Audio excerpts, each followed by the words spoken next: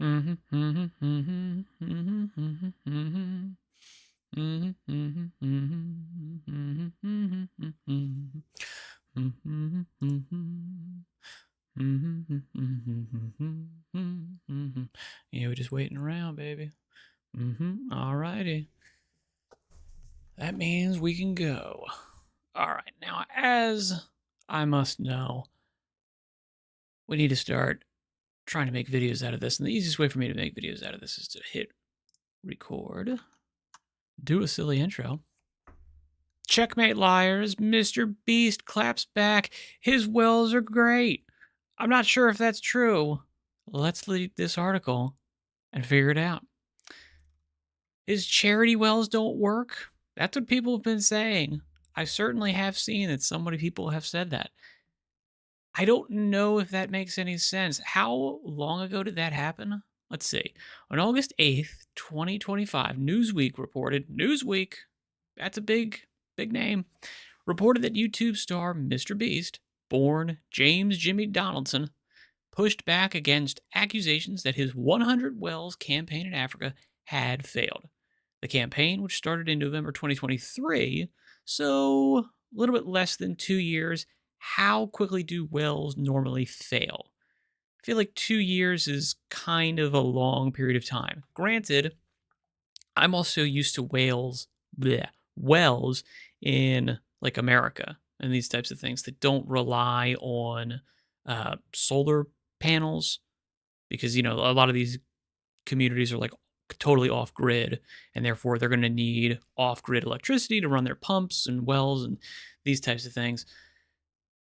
The campaign, which started in November 2023, provides clean water to communities in Kenya, Uganda, and Zimbabwe.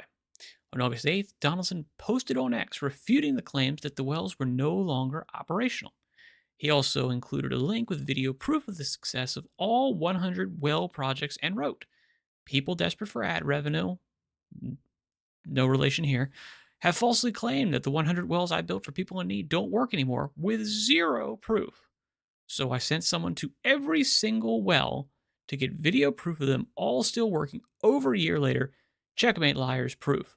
Now, the problem here is that the reason people are saying these things about Mr. Beast is because we've had current, recent videos that have proven that, yeah, he will lie for views or clicks or, money, whatever.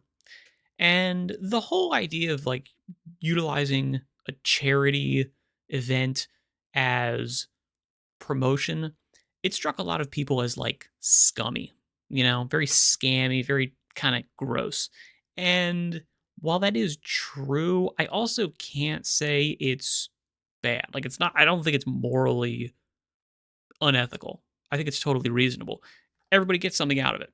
Okay. He gets a good video. These people get wells. Now, if those wells don't work, if they were done substandardly, or they've got, terrible lifespans, they were done on the cheap, they were whatever, then this guy made money off of that. That video made some cash, no doubt about it. And doing those wells, if they're done cheap and poorly, well, then not everybody got something out of it. He got a huge amount of money and prestige and clout and philanthropic moral value, and everyone else got nothing. At the time of press, his post had amassed over 4 million views and 55,000 likes and over 2,000 comments. In a follow up posted in the replies, Mr. Beast warned fans that the site might crash due to high traffic. So he also shared video clips directly for his 33 million followers to view. According to the Beast Philanthropy website, the wells have provided clean water access to over 300,000 people through more than $1.44 million raised from over 28,600 donations. Okay, 100 wells provided water access to over 300,000 people. That does seem bullshit. That doesn't seem right. 100 people. So let's see. So each well is serving 3,000 people. Okay, each well is then for connected to a town or village of 3,000 people. I don't think most of these villages have 3,000 people in them. I guess you could say people can travel to these wells within, a certain radius, and we could say that they're being serviced by this well. I guess that's reasonable. I mean, it's bullcrap, but I understand why they're saying that. I think 300,000 people is probably a massive overestimation. I don't think each one of these wells is servicing a village of 3,000 people, because I don't think most villages in, these super rural African areas have 3,000 people in them. I think they're much closer to, like, a couple hundred people, right? Like a normal tribal human society size, which is around 200. So let's say it's a little bit more because we're, living in a much more advanced society where in which, food, medicine, and all these types of things are more accessible even to people who are out in the boonies. So we'll say 500. I think 300,000 people is probably massively overinflated, but maybe not.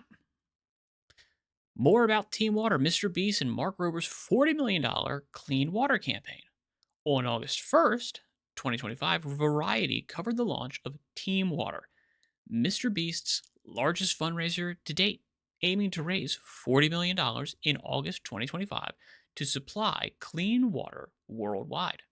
Partnering with former NASA engineer and YouTube creator Mark Rober, the campaign involves over 3,000 creators from 84 countries, collectively reaching more than 3 billion subscribers. Talking to Variety, Mr. B says, "I don't have to do this stuff, but I want to use my platform for good." I don't know, man. Don't lie. But also, I guess that's kind of your deal. Does he want to use his platform for good? I'm sure he does, but I'm also very cynical on the idea that he's doing it purely for the good of it. You know, like, he's making money off these things. Okay, there's a reason why he's making videos about all this stuff. He's promoting it through this stuff. He's getting money. He's getting, profile. He's getting respect. He's getting a lot of stuff out of this. Okay, I'm not saying that's bad, but I do have a real kind of distaste for someone who is benefiting from something and then also kind of lying about what they're getting out of it, why they're doing it. The fundraiser benefits WaterAid, a global nonprofit focused on sustainable water and hygiene solutions in 22 countries. WaterAid's CEO Kelly Parsons praised the partnership, saying, "We're pairing the power of the world's most influential content creators with WaterAid's decades of on-the-ground experience to tackle one of the world's most solvable challenges, the global water crisis." The campaign's goal is to provide 2 million people with clean drinking water for decades. Donations can be made via YouTube, teamwater.org, and WaterAid's website. YouTube has pledged $2 million in matching funds to support the effort.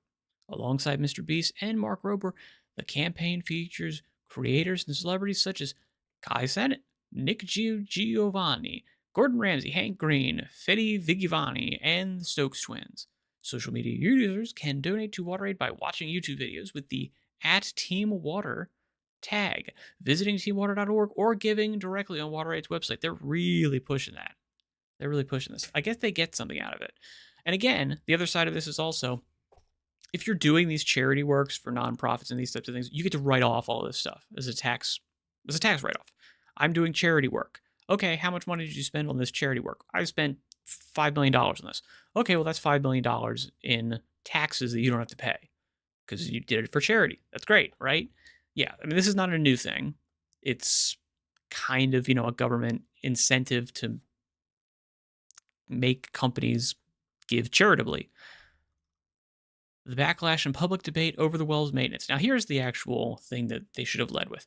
On August 4th, 2025, musician Chris Franzak, who I definitely know, commented on X questioning the campaign's success, citing similar efforts in 2013. He wrote, "I see a lot of discourse about this, but no one is mentioning the fact that Mr. Beast went to Africa and built 100 wells in 2023, and they all failed 1 year later due to lack of maintenance. I believe everyone should always help other people, but this idea already failed." Now, again, I will say these wells likely did need significant maintenance. Pumps fail very quickly. I know this for a fact. They have little springs in there, they have O-rings, they have all of these things wear out. Okay. And if there was not a, you know, maintenance contract for somebody to go out to each of these wells every at least year, I'm sure they have at least, yearly annual preventative maintenance that's necessary. And again, if these things are apparently each servicing 3,000 people, that means these wells are going to be pumping like a freaking lunatic all day, every day. They're going to be going crazy, and the motors are going to run out, the pumps are going to run out, some like things are going to blow up. Maybe the batteries need to be changed after a certain amount of time. The solar cells probably will last a while, but again, it depends on the size of them, what they're running, how much abrasion there is on the surface, how often they're being cleaned. I mean, these are all like legitimate issues that anyone would have. And a lot of times, if you've got, like a off grid well, you're going to need to know how to service that stuff, or you're going to need to know somebody who can come out every year, every couple months, even potentially, to change these things out. And these things are usually relatively cheap, but I'm used to being in the US where you can get these parts, over Amazon or Grainger's, whatever, pretty quickly and easily. In super rural, out in the boonies, Africa, maybe that's not the case. So these are legitimate, logistical challenges that very reasonably people are going to just not think of. Like, if they don't know about these things, if Mr. Beast is just like, hey, I'm going to build 100 wells, he doesn't know what it takes to maintain a well. No, he's got no idea. Now, that's not to say that, he shouldn't have done it, but it does mean that, he was not thinking about long-term sustainability and success of this stuff. He was not really caring about making sure these people had clean drinking water for, whatever, 20, 30, 40, 50 years. He was, I think this is a cool video, and I'll do it, and it'll do some good, and I know it'll make me money. Again, I don't have a problem with that, but, you should be aware of that. In June 2025, the Flecka's Talks podcast also suggested that previously built wells were abandoned and no longer functioning, citing poor maintenance. The podcast mentioned accusations of colonialism against Mr. Beast's efforts. I don't know about colonialism. That's going a little bit far. However, Beast Philanthropy's August 1st update asserted that all water projects remain fully operational, providing clean water and community empowerment. Now, here's the thing. He could have literally, if he sent somebody out to every single well, he could have sent out a technician to every single well and goes, oh yeah, do the normal preventative maintenance on it, and then take a video after you have it running. Okay? Like, that's a very easy thing to do. Okay? That happens all the time. People will do that. Cover their butts, do all this type of stuff. I haven't watched all 100 videos, so I don't know. Maybe he didn't get all, he probably did, right? That doesn't mean that people are going to come back to using it. And it doesn't mean that if this is the case, and they are all running now, that people are going to continue to use them. Because, I mean, if anytime you go over there, and it seems like, again, 3,000 people for each of these wells, I've got to imagine there's a lot of travel time. Like they're in some sort of central location, and multiple villages are traveling to this specific well. If every time you go to that well, there's a good chance that it's not going to work, you're not going to waste time traveling to that well to potentially get nothing. You're just not going to do it. You're going to go, no, I can't, this is not reliable. I'll use whatever water source we've been using before, even if it's not clean or, as good. At least I know I can get it there. According to Forbes, Mr. Beast is the top earning content creator in 2025, making $85 million with 420 million YouTube subscribers and growing. He is on track to become the platform's first billionaire. Beyond philanthropy, Donaldson hosts the Amazon Prime video reality competition, Beast Games, which has been renewed for 2 more seasons after becoming Amazon's most watched unscripted show. What other unscripted shows do they have on Amazon? Can you think of it? I can't think of any. I can't think of any that they have. So good for them. He is a huge name. Obviously, he's bringing people in. Even if this stuff sucks, he's going to bring people in. So I get it for Amazon. Um, how do I feel about this water well situation? I mean, no one seems to actually have boots on the ground. I don't think Mr. Beast has gone to every single well and, inspected them. I don't think he cares. I wouldn't care either. I got what I wanted out of it. And you know what? Even if it is like, hey, we didn't do the preventive maintenance on this. Okay, well, they worked for a year, they worked for 6 months. It stopped, you know, thousands of people getting waterborne diseases for that amount of time. That's a significant accomplishment. Even if all the wells blew up, none of them work anymore, you still did a good thing for, a period of time. And you can say that.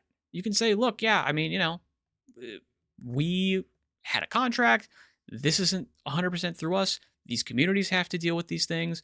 They have to make sure that people come in. They have to call people. They have to blah, blah, blah, blah, blah, blah.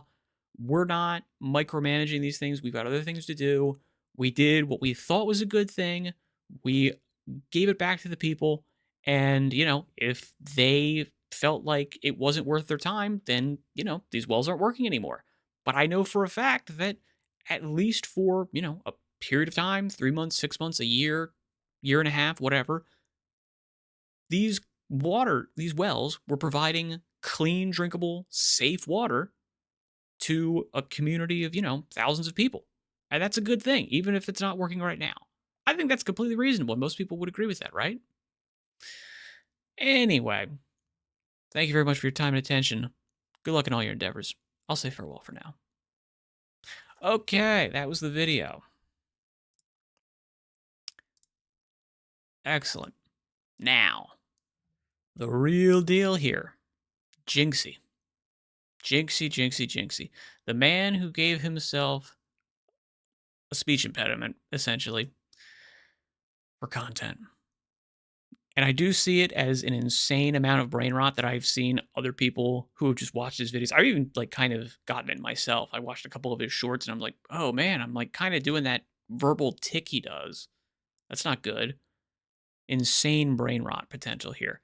But the guy, did a really great job. He succeeded at a lot of cool stuff by playing a game that nobody was playing.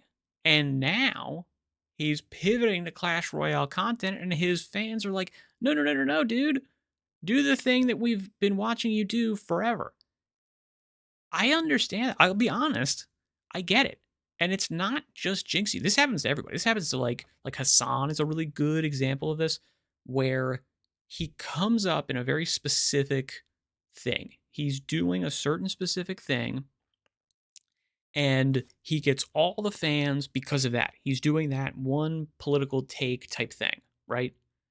People are not really tuning in for him. They're tuning in for that take. They're tuning in for that specific kind of content. All right. Then if he tries to pivot, if he tries to do something else, or, that movement kind of loses steam, support, people are like, nah, I'm not really interested in that anymore.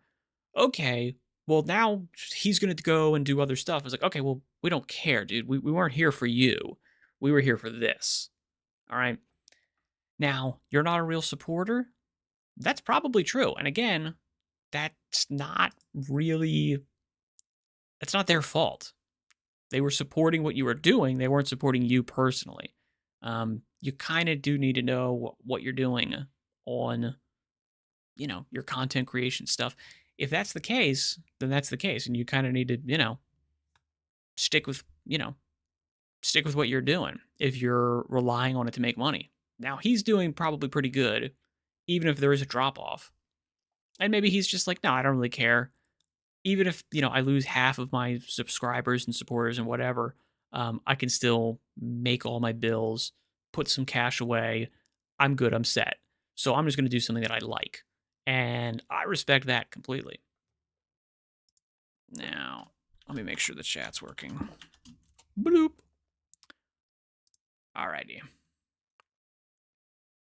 Since late April 2025, streamer Nicholas Jynxzi, No last name? Come on, dox yourself. Has consistently been on a Clash Royale. What is Clash Royale? Is it a game? It's got to be a game, right? Anyway, currently with over 430 hours of streamed Clash content, he is among the top 7,000 players worldwide. I've never heard of this game, so maybe there's only 7,000 people playing. That being said, his rise to fame came with the tactical shooter Rainbow Six Siege. Now, here's the thing, from what I understand, that's literally all he's been doing is Rainbow Six Siege for like 6 years, like an absurd amount of time since the game came out, maybe like just a crazy amount of time in that one specific thing. So I understand if you built your entire subscriber viewer base, your entire audience on doing that one thing, and now you're going, okay, yeah, we're doing something else now. I get it. I get dropping that. I really do. His CR stream time pales in comparison to the nearly 10,000 hours of R6 content he has. Jynxzi gained popularity for his skilled controller-based R6 gameplay, excelling in a field typically dominated by keyboard and mouse players. A majority of his 7.8 million fan base recognizes him for the Ubisoft-developed game. Yeah, I think so. Especially considering how R6 has been a recurring part of his streaming schedule since January 2019. Okay, so literally 6 years. Literally 6 years. Every single thing that I've seen from him has been Rainbow Six Siege related. Okay, I'm not a huge fan. Maybe he does other stuff, but from what I can tell, that's what he does. If you're a plumber and you built your entire, base of people that are employing you, that are giving you money on being a plumber and, being a good plumber, getting good at it, and then you're all of a sudden going, okay, well, now I'm an electrician. It would be reasonable for everybody who was, recommending you as a good plumber would be like, oh, now he's an electrician. I mean, I guess maybe we'll give him a shot, but hey, I don't really need an electrician. I need a plumber. I want a plumber. So I think it's completely reasonable for him to lose a bunch of people. On August 8th, 2025, Nicholas addressed some of the backlash he's been receiving about how Clash Royale is becoming a more prominent part of his brand. Chat, this isn't your stream. This is my stream. If you only want to watch me play R6, you're not like a real supporter, bro. I'm going to play R6 tomorrow. Okay. Is it his stream? Or is it the audience's stream? Who's paying? The audience is paying. The audience is paying you to do something. Okay? They're paying you because you're entertaining them. If you are no longer entertaining them, they are not going to pay you.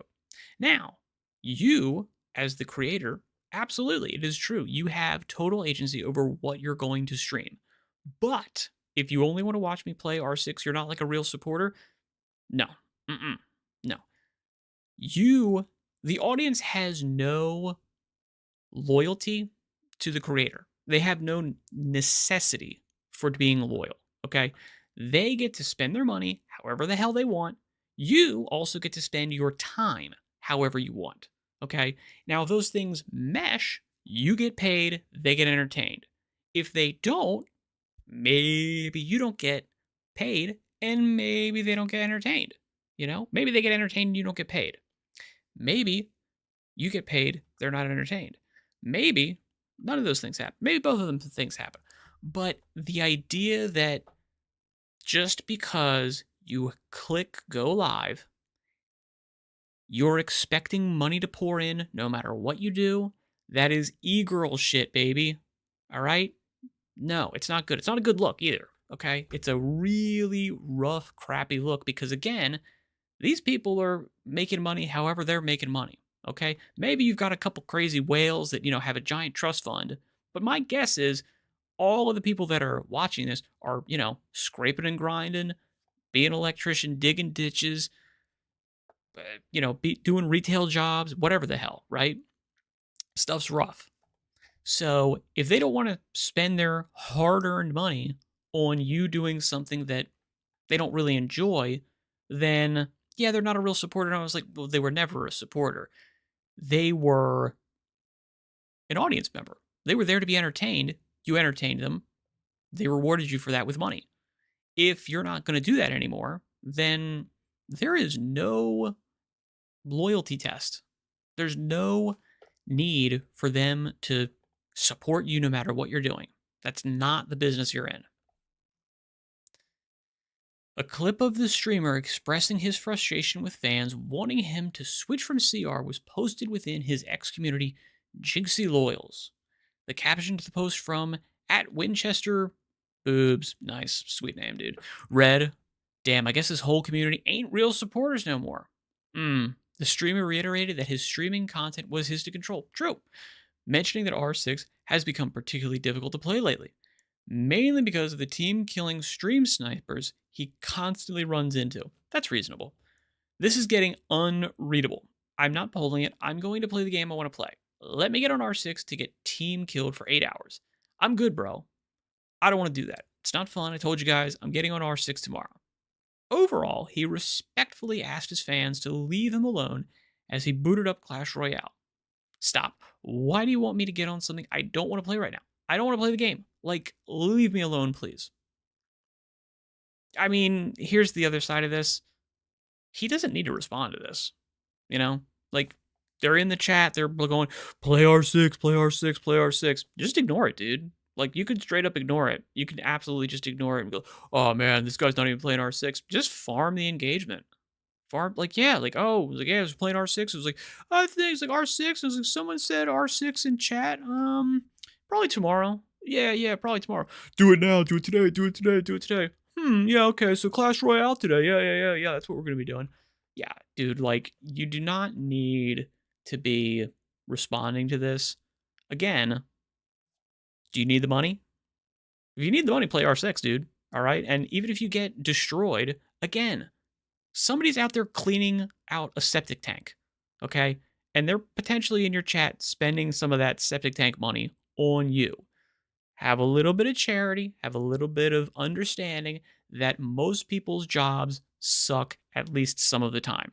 Okay. If your version of your job sucking is you're getting team killed on Rainbow Six Siege, just appreciate the fact that you're making millions of dollars getting team killed on Rainbow Six Siege. Lately, Clash Royale has taken Twitch by storm. I've never even heard of it, but sure. Becoming the 17th most streamed game on the platform. An average of 26,000 viewers are tuning into CR content at any given moment, watching streamers from across the platform. Is that a lot? 26,000? 26,000? It's like total for this entire game. Every single like stream who's streaming CR is 26,000. Is that a lot? I feel like it's not a lot. Nicholas is a major contributor to this phenomenon. Interestingly enough, his Clash content currently seems to be more popular than his Rainbow Six broadcasts, drawing in an average of 46,000 viewers as compared to the latter's 37,000. Okay, well then why are you even remotely responding to the criticism? There's clearly more people in the chat now because I'm playing CR, so clearly more people want me to do CR. If you want to do R6, that's great, but yeah, duke it out with the other, 10,000 people that just came in because I'm playing Clash Royale. On top of this, since the addition of CR to his channel, his follower count has been on the rise, going from 7.2 million at the start of May 2025 to 7.8 million as August 2025 came around. Bro, come on, dude. Okay, if that's the case, then just, understand that you're going to get some pushback from some people that just want to see you do the same stuff. Okay? If clearly you're getting success out of this, ignore them. Okay? You've got the money, you've got the power, you've got the stuff on this kind of, just don't worry about it. I understand you're kind of a young guy and this stuff has come out of seemingly nowhere, but you've been in this game for a minute. I feel like you should have grown at least a little bit of a thicker skin to someone in chat going, play this now, dude, play it, play it, play it, play it, play it. I'm like, you can kind of just ignore them, right? I think so. Alrighty. Third of 4 articles. Let's see what else we got. Now, Peak Dev tells fans to pirate their game, say less, instead of playing Roblox ripoff. Say less, less, less. Developers of the hit indie co-op climbing game Peak have lashed out at people making copies of their game on other platforms. Bro, I gotta be honest. Super normal. Super insanely normal, right? You make a popular game, like, let's say, I don't know, off the top of my head, From Software makes some kind of games that has like souls in the title, and then all of a sudden there are these what would we call these types of games? They're like Souls games, Souls like games. Like, let's say all of a sudden they're making Souls like games, and they're making them in Unity, and they're garbage 99 times out of 10. So what's happening? Well, people have recognized that your game is good, and they want to get in on it. And because making games is relatively easy now, and a lot of people want to do it, you're going to have people that are copying your game, especially if your game is an indie title that is, relatively like resource non-intensive, and therefore people can crank out another version of your game very quickly. Look, you had a cool idea, okay? Most people are going to be playing Peak. Not many people are going to be playing whatever slop this thing. Ooh, Peak was copied on Roblox, getting 100,000 players at once. Okay, that's a lot.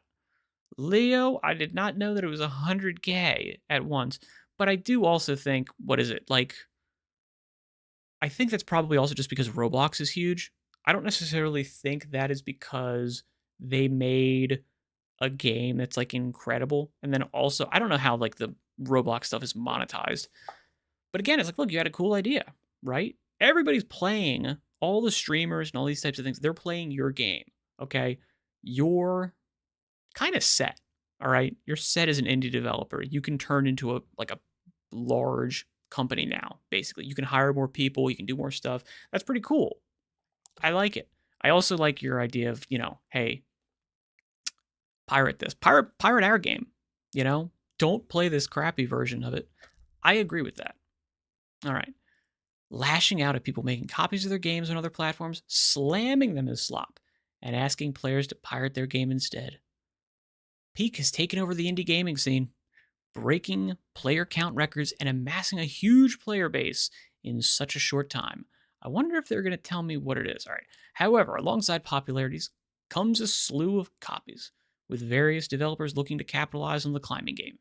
However, it seems Aggro Crab, the game's developers, have had enough and are now brutally calling out these copies. I mean, I get it, but the other side of it is you can easily just be like, oh, well, flattery, total flattery, imitation is the sincerest form of flattery. I get it. I can see that and just be like, yeah. What was it? Like the fruit game, Suika game came out, right? And everybody was playing that. There were ungodly amounts of ripoffs that were like terrible. And nobody wanted to play. I played them because I didn't have a Switch and I couldn't play the Suika game thing. And before the official Suika game thing came out. But I'm like, I'm not going to pay money for these games. Yeah, every single game that I got was like free to play.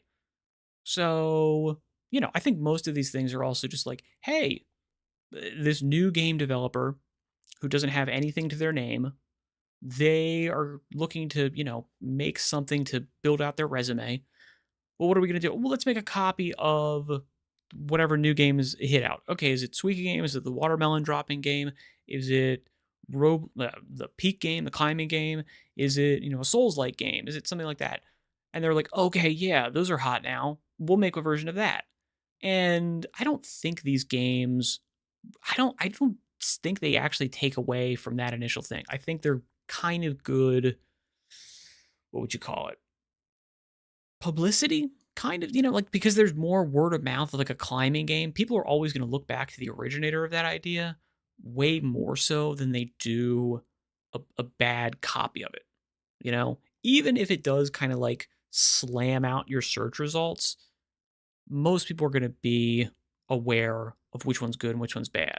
And even if there is a number of people that are going to mistakenly get the wrong version, they're going to very quickly go, "Oh, this is crap," and they're going to stop playing. And potentially get their money back because you can refund it. Hopefully. In a post on X, Aggro Crab shared an image of a Roblox copy of Peak known as Cliff. You can see the similarity in it. Yeah, it's kind of similar looking. In it, they explained that they would rather you pirate our game than play this micro transaction riddled Roblox slop ripoff. One of the main issues Aggro Crab is facing right now is the demand for the game to come to consoles. Ooh, okay, well, there you go. I mean, that's, if somebody else is doing that, that's them getting in on the market share that you missed.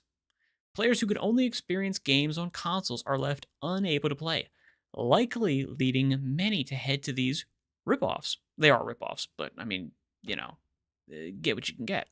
However, in the comments of the post, the studio did explain that they want to bring the game to console, so it'll likely be coming soon. Of course it will, for sure. It's a huge hit game. They can make a whole bunch of new people on there. So, yeah. All right. Thing is, most Roblox players are kids, so I don't think they would care about the original. I can see that as I can definitely see that. I also will say Roblox kids are just going to play Roblox games, and whatever hits the top of the charts, they're going to be going after it. Um, and I also don't think that they're necessarily going to be, you're not stealing people who are potential customers for your game if you make a Roblox game and, the Roblox community that is just playing Roblox is going to play, a ripoff of that game. It's its own like enclosed ecosystem that does its own thing and has no interaction with the wider world of games. That would be my guess. And you could probably, I mean, I'm sure you could probably like game this out with charts and graphs and things, but that's my general assumption of this. Like, I don't think their sales are going down. My guess is, their main missing market share here is the people that are only on consoles and can't play the game now. Once they make the port to consoles, which I'm sure they're frantically doing, that market share will be captured by them as opposed to someone else who's making, a slop copy of it that got in a little bit earlier. That'd be my guess.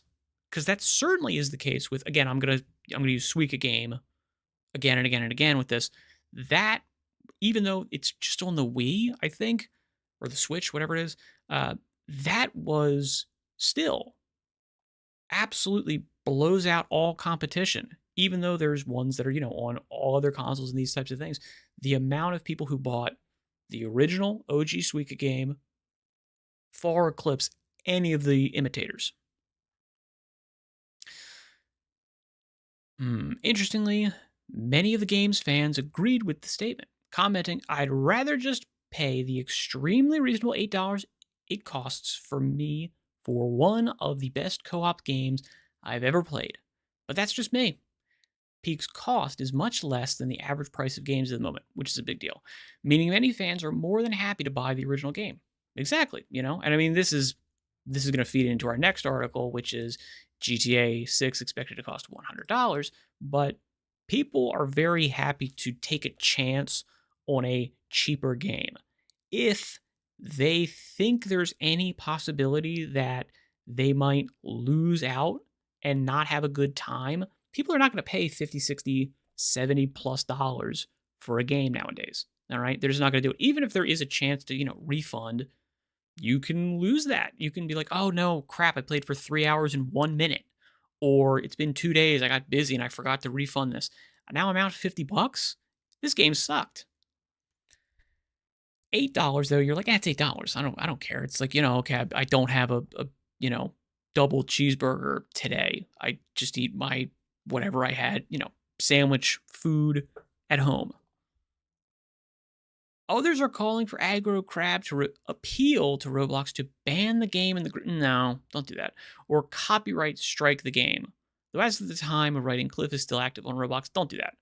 I think that's silly. That's stupid. That makes you look petty. And to be honest, if there is like it's not a copy of the game. Okay, it's its own specific thing. It's taking inspiration from it.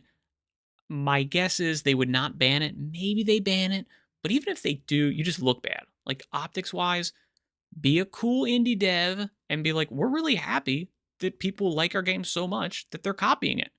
Obviously, we think our game's better and we put way more heart and soul into this and we've been developing it forever. We've tested it longer and our game is more stable. It's coming to console soon. Everyone really likes it. But you know what?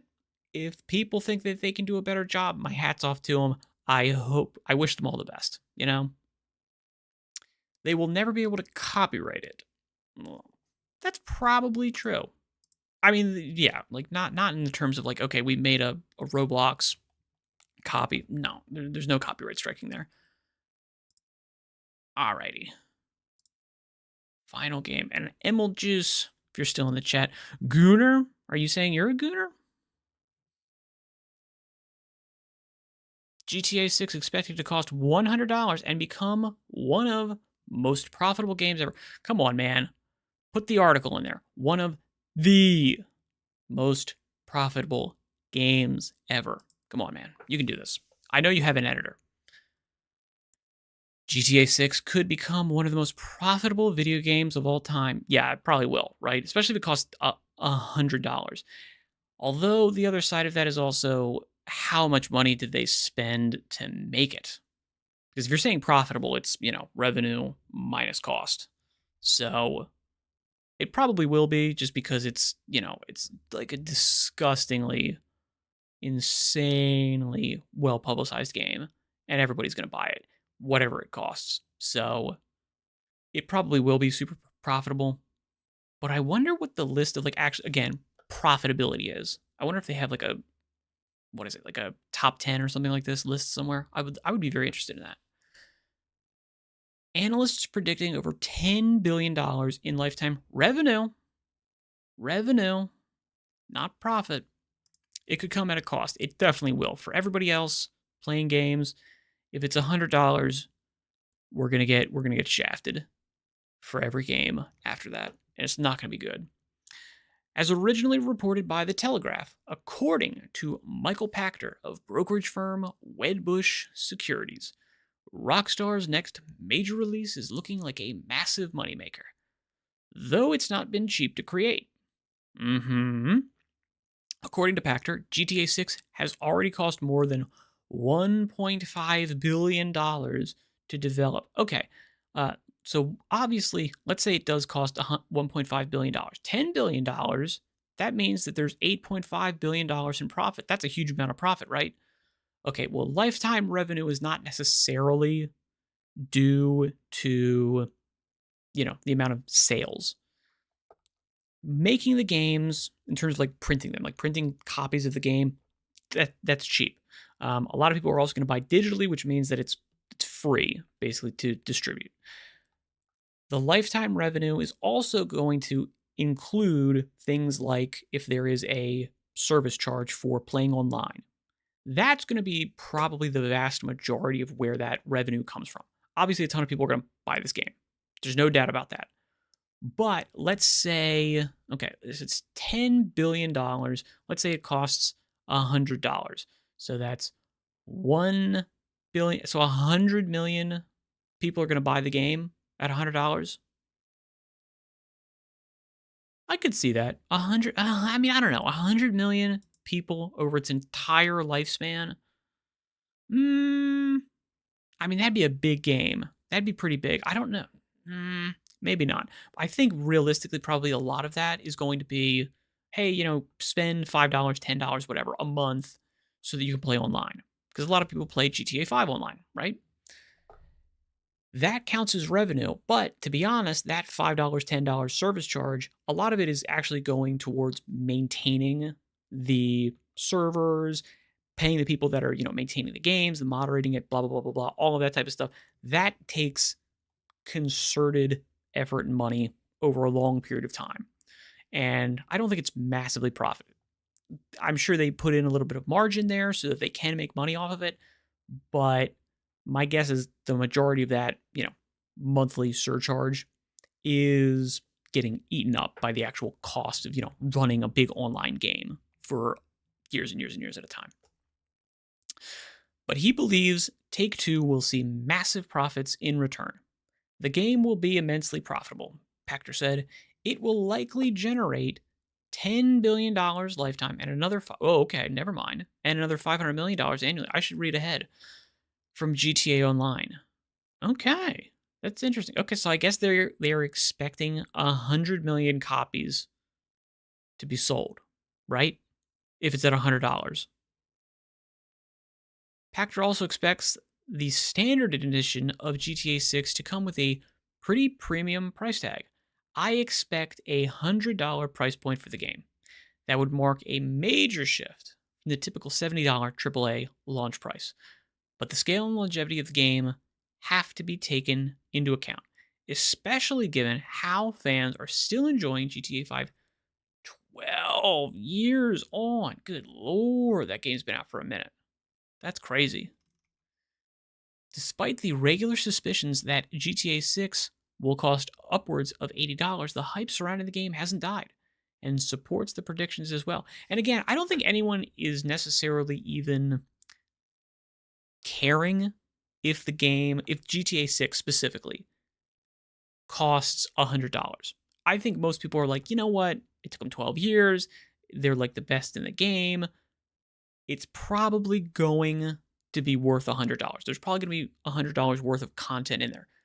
Everyone who has an opinion on this that is like, please don't do this, Rockstar, it's because it's going to bleed out into the rest of the ecosystem.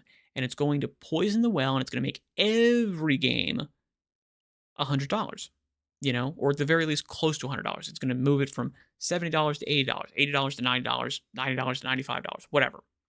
And people are going to be like, no, we're not paying $80 for this. I'm not paying for the next Far Cry with $90. There's no way. It's not happening. Okay? Now, in one sense, maybe that makes these game studios rethink what they're doing and going, okay, well, if no one wants to buy our game for $90, that means we need to cut our costs. And instead of making, these games that cost $1 billion to develop because we've got massive teams and hugely inflated price tags for everything, and we've got, a trillion consultants talking to us about every single character and body type and race and ethnicity and blah, blah, blah, blah, blah, we're just going to make smaller games with passionate people, and we're going to make, like AA games instead. We're going to say, instead of spending $1 billion to develop this over 5 years, we're going to spend $40 million to develop this over 2 years. And we're going to make, we're going to make 10 of them. And then we can charge, $40, $50 for it, and we can make our money back way easier. Which is not a bad thing. I think that's something they should be doing. But game studios do not necessarily want to take that advice. I think they should, but I don't know if they will. Leo says $100 is fair considering Nintendo Switch 2 game prices. I mean, again, I think $100 for GTA 6 probably is fair. Nintendo Switch 2 game prices, I mean, they're crazy for a whole other reason. Yeah, the main issue that people are concerned about is you're going to have, again, the next Ubisoft open world crap game cost $100. And it's not going to be good, it's not going to be worth it, and it probably won't even be playable because it's Ubisoft. But then every single game is going to be that. So then that one game that maybe is good and you do want to play is $100, but you're like, this is not worth $100. Like, this is a good game. I'd be willing to pay $50, $60 for it, but $100? No way. And I think that's the thing people are concerned about, is that it's going to raise the bar in terms of price. It's not necessarily going to raise the bar in terms of quality. In fact, GTA 6 reveal trailer became the most viewed non-music debut on YouTube, smashing 100 million views in just one day, and its subsequent trailers have all been released to millions of views and likes. Fans have waited more than a decade since GTA 5's release, and expectations for the next entry are sky high. Industry experts say the scale of the game will be unmatched, with a massive fan base, record breaking anticipation, and a live service model that's already proven to be lucrative. GTA 6 could be in for some record breaking success. I do wish them all the best, but also I kind of hope they fail. They won't. They won't. I only hope they fail because people will go, oh, if it's $100 and no one buys it, every other developer will go, okay, well, $100 is like way off. If GTA 6 couldn't do it, we're not going to be able to do it. You know? Ubisoft, EA, I'm looking at you. If it fails, that's kind of going to be good for everyone. But I mean, the odds that it will are just essentially zero at this point. It's unfortunate, but it just is. It's just the case. What do you think, though? I'm not totally sure. I'm pretty sure it's gonna succeed, though. All right. Let's see. Those were all the articles I wanted to hit. What else did we want to do today? Yes. That was what we wanted to do today. He is coming. I have not played this game yet. I have not played this game. I'm looking forward to it, though.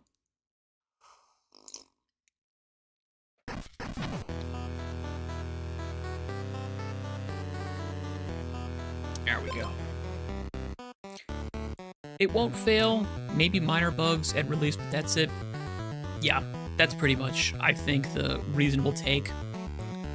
Yeah, especially because, like, nowadays, games are just gonna be, for sure, always buggy at launch, because it's just, like, it's a foregone conclusion that we're gonna package and sell an incomplete game.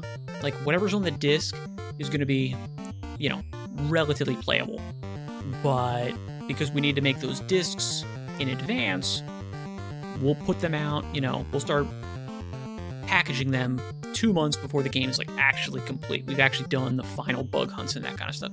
And then we'll just have a day one patch, no big deal.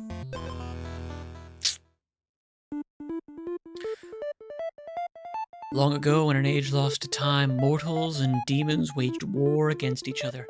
At the heart of their conflict was the crown, a magical artifact of unimaginable power. Need to read a little bit faster. When the crown fell into the hands of the Demon King, darkness spread across the land, and the people suffered under his reign.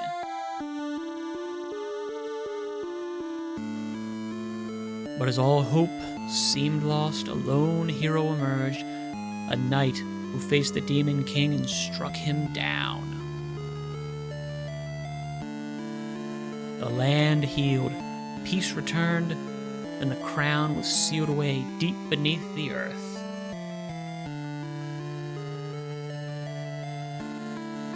Generations passed, and the story of the crown faded into legend, but deep in the forgotten corners of the world, a dark force stirred.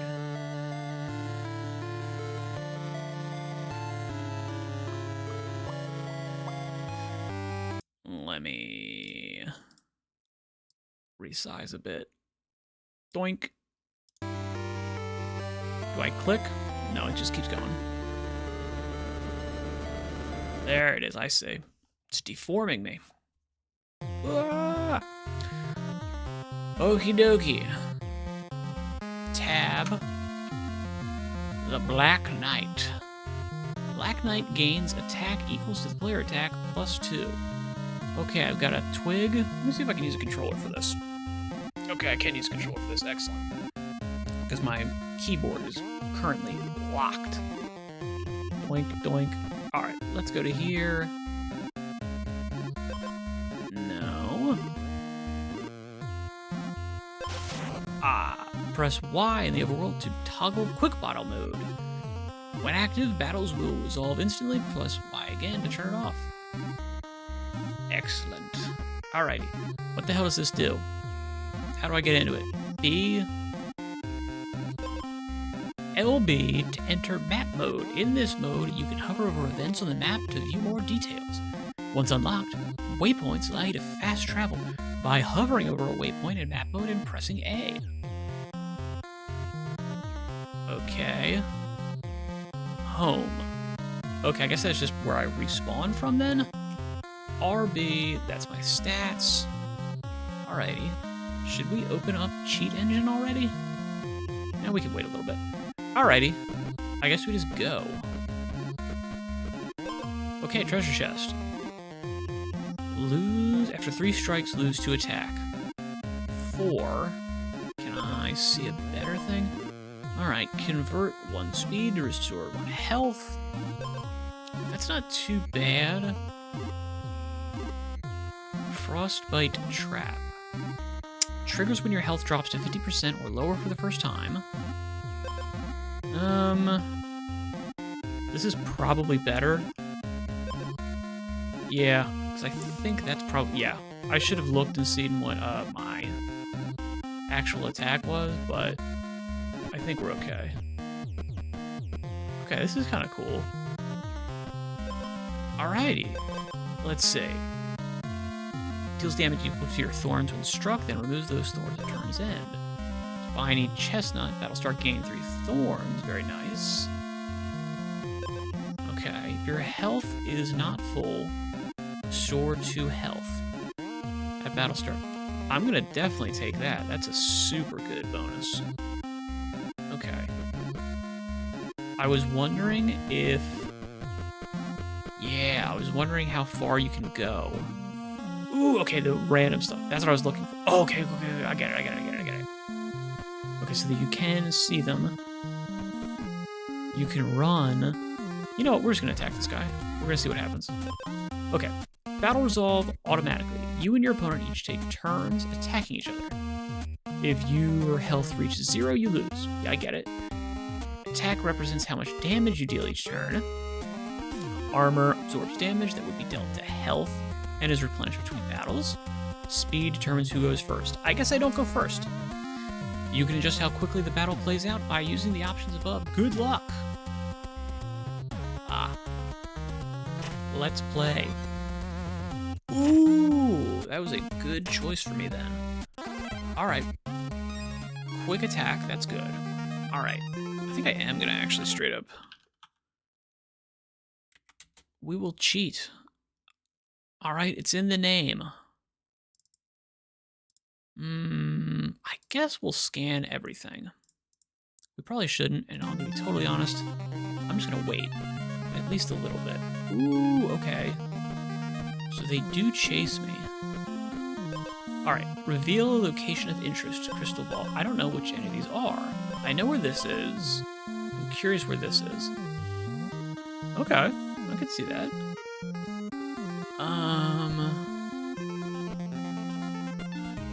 Yeah, let's hit it. Nice, do it. Alright, let's get him. Ooh, he's dead right away. Excellent. Alright, now we're at 2. Scanning for 2s is better than 1s, because 1 or 0 includes all the 0s and 1s in a game, and it's not a good look. Is this guy chasing me? He is chasing me. Alright, in that case, let's hit him. I think we can get this guy pretty easy. Doink. Oh, the thorns. I gotcha. So those guys are actually a little bit sneaky. Probably has a 4-bite value. Oh, okay, so they chase you when the screen goes in. I get it now. I get it. Cool. Alright, do we want you? Deals 1 damage 2 times. I actually want everything to be Elderwood Staff. Elderwood Staff gives me a lot. And I think the Brittlewood Bark is going to lose. I feel like it's going to lose. So I'm going to do you instead, I'll be honest. Probably not ideal. Alright, let's check. Gains attack. Battlestar Black Knight gains attacks equal to the player's attack plus 2. Is that a thing? 10, 5.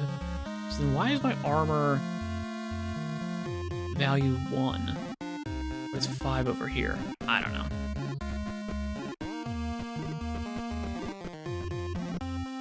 Ooh, okay, let's see what this is. What does this thing do? Okay, it's map. No problem. Featherweight blade. That gets me way faster. Double-plated armor. Triggers when you lose all of your armor for the first time. Double-plated armor gains 3 armor, but it loses me speed. I'm kind of leaning towards this featherweight blade. No, let's do the roast because I have... Oh, it gives me max. Okay. This guy's not great because he... Essentially, like, I'm gonna get hit even if I can knock him out first. Ooh, and I lost. That's not good. I missed. Not ideal.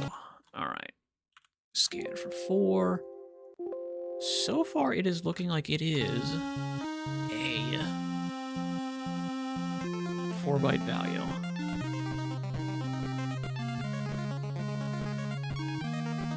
Okay, let's see what this thing does. Blunt edge on a hit? Hell yeah. Hell yeah, give me lifesteal. You bet your bottom freaking dollar. Are you kidding me? I can use this again? Oh, okay, so you can use it to... Okay, cool. That's a good bonus. That is a super good bonus. Alright. Okay. Let's kill this guy. Ooh, okay. Not ideal. That's okay, though. Oh, it's stealing my freaking stuff. It's probably gonna run. Oh my god, I'll kill you. That's okay, though. It's actually changing the value so we can kind of do some good work on it. If we do it. Okay. So it does actually just steal it, and we don't get it back. Not good. Not good. Alright, leather vest. I'm guessing these things are just taking up space in that little, what do we call it? Yeah, this guy. It's just taking up spots there. So for you, I think you, the leather vest, are probably my best option here. Battlestar gain 3 thorns. That's also pretty good. Yeah, the spiny chestnut's really good. But I'll be honest, I think this is probably better. I think that's probably better. Not gonna go for you. Okay. Shield of the hero. Yeah, let's just get this stuff. Alright, item slots are numbered and will trigger sequentially. This means the item in slot 1 will trigger before the item in slot 2. Press X to open your inventory and use A to move items around. Okay. If your health is not full, restore to health. That's pretty good. Leather vest, shield. I mean, these are all just passive, so they don't really matter. Right? This isn't going to make a difference. We're good. Alright. Let's take a gander. We could go over here, and to be honest, I want to see what this is. Fairy. Yeah. Okay, I was wondering if I could actually go around. So we're probably going to fight this guy. What the hell? Did he just hit me? Oh, we got into the last night. I got it. Did it hit me? It's not hitting me. It's doing something, though. There's like a screen shake. Another item of the same rarity.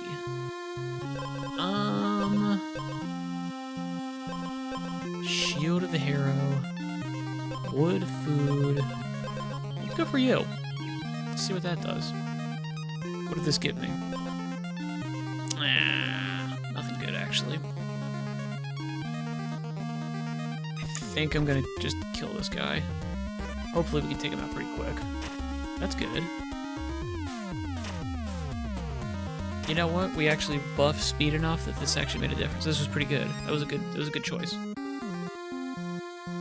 That was a good choice. 3.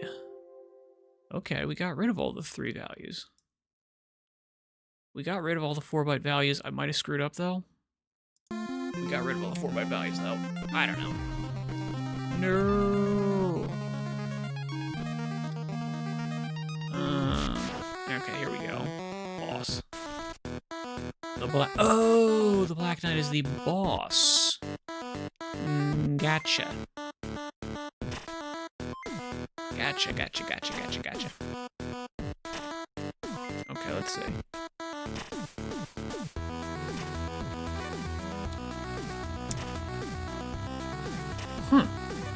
This is pretty good.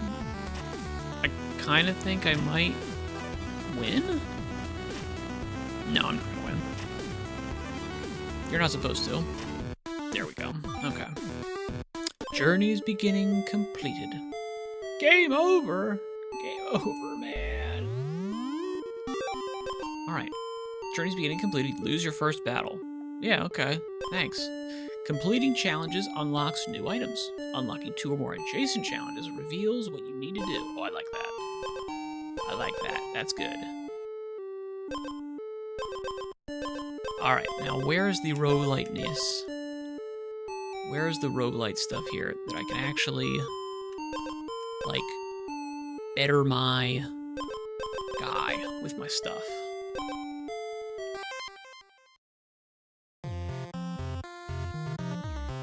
Huh. It's not there? Really? That kind of sucks.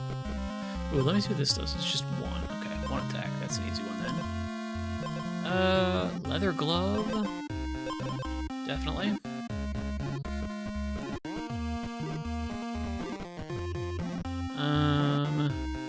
This reveals more of the map. I'm happy to do that.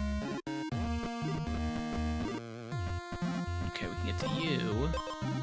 Definitely get an extra sword. We want some more attack. From here, where do we want to go? I think we want to go down. What is this? Something. That's okay. These guys are pretty easy. We've got nothing to...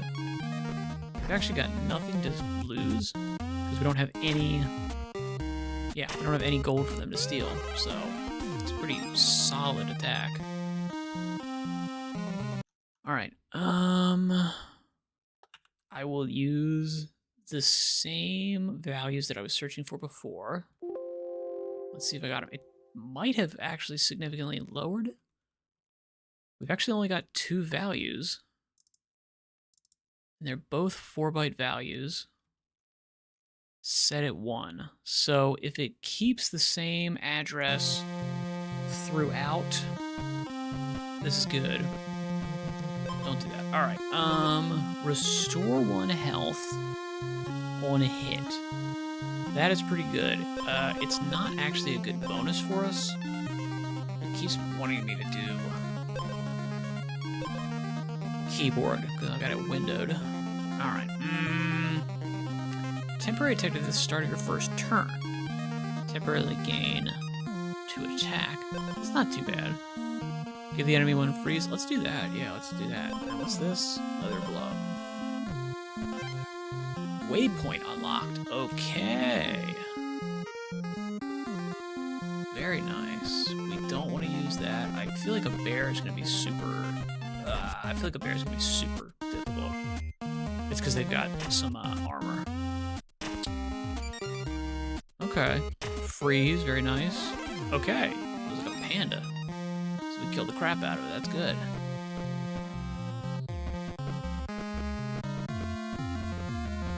We did pretty good there. Alright, let's do expand the map for right now. Okay, featherweight blade, shield. I want more armor. Let's see if these values... Okay, there is a value that's set at 2. Let's see if we can set this value to a stupid high value. Let's see if it works. I don't know if it will. Good lord, we got a lot of bears here. Okay, we did. It worked. Excellent. So we were able to cheat effectively. However, I don't see this actually, like, doing anything. Maybe we have to kill the Black Knight. If your health is not full, deal 1 damage 2 times. That's not bad. It's not great, but I'll take it just purely because we can use it. Yeah, we can utilize it.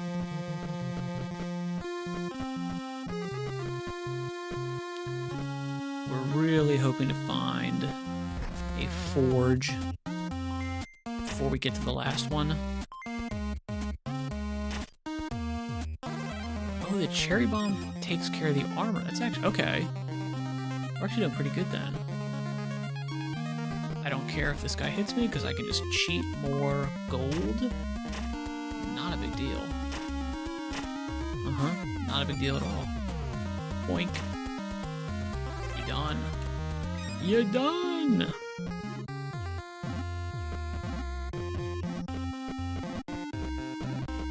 What does this thing do? Jewelry box. 1 armor every other turn. Sapphire crown. -2 health. Gain 1 armor every other turn. Okay, 1 freeze. Shield of the hero.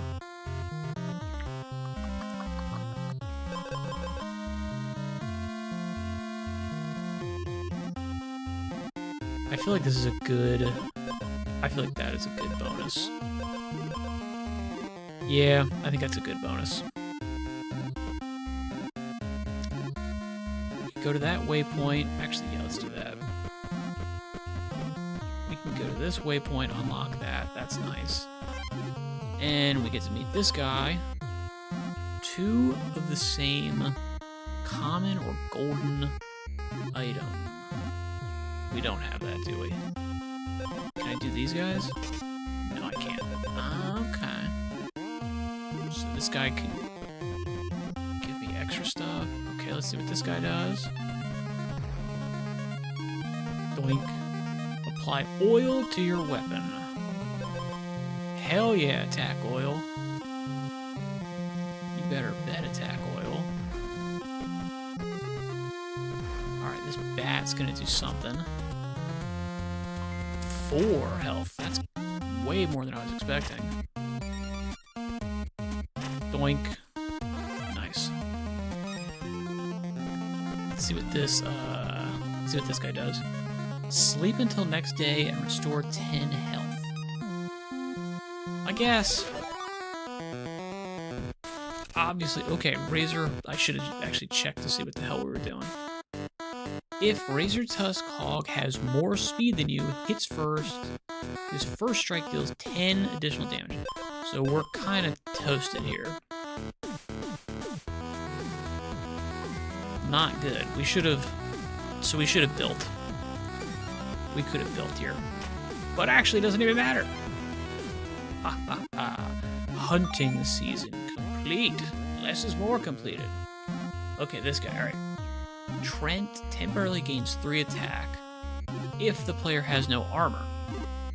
Okay. Let's see. Okay, here's where we want. That's what we need. We need... Yeah. That's what we need. We need the forge. Okay, closest thing to the forge is you. So let's go to you. We are just gonna kill this guy. We should do it relatively quickly, hopefully. Because he's just gonna steal. We're not worried about that. We've got pretty decent attacks. Okay, so we get extra stuff. Yeah. Good. I was wondering how that would work.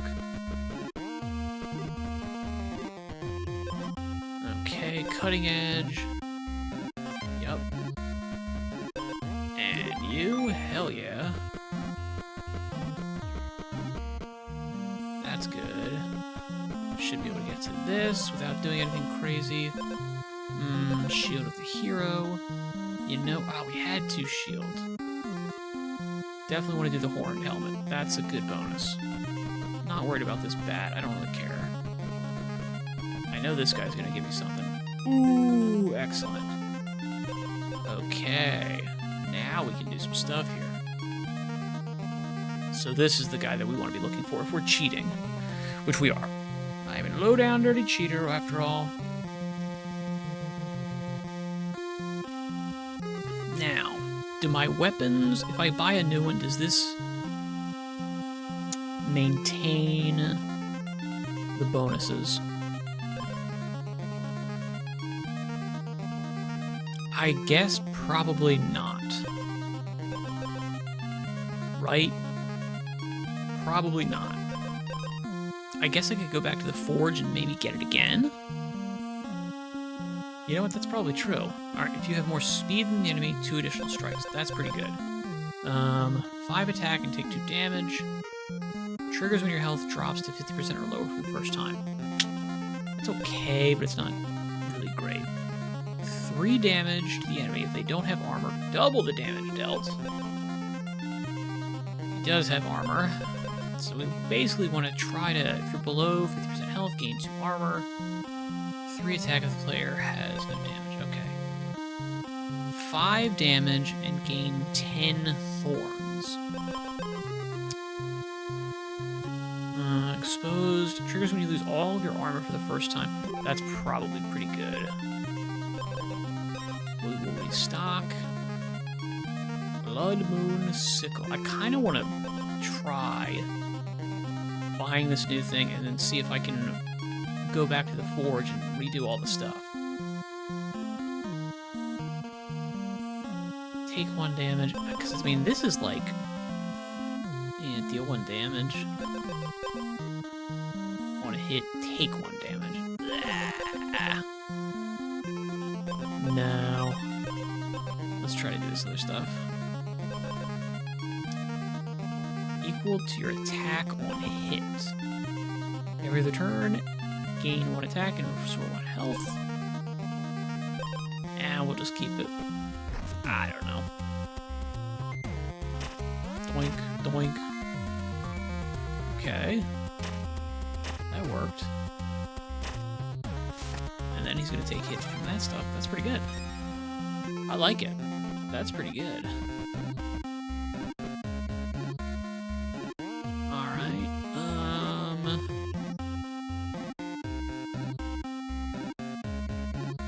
Gives me 1 bonus.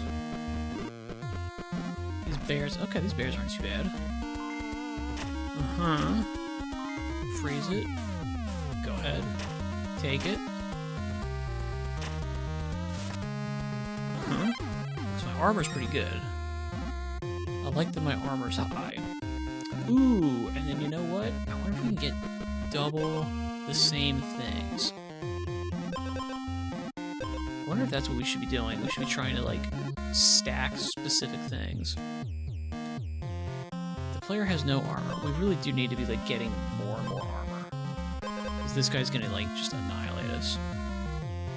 But I'll be honest, I kind of feel like that's not gonna happen. So let's just try to discover as much stuff as we can.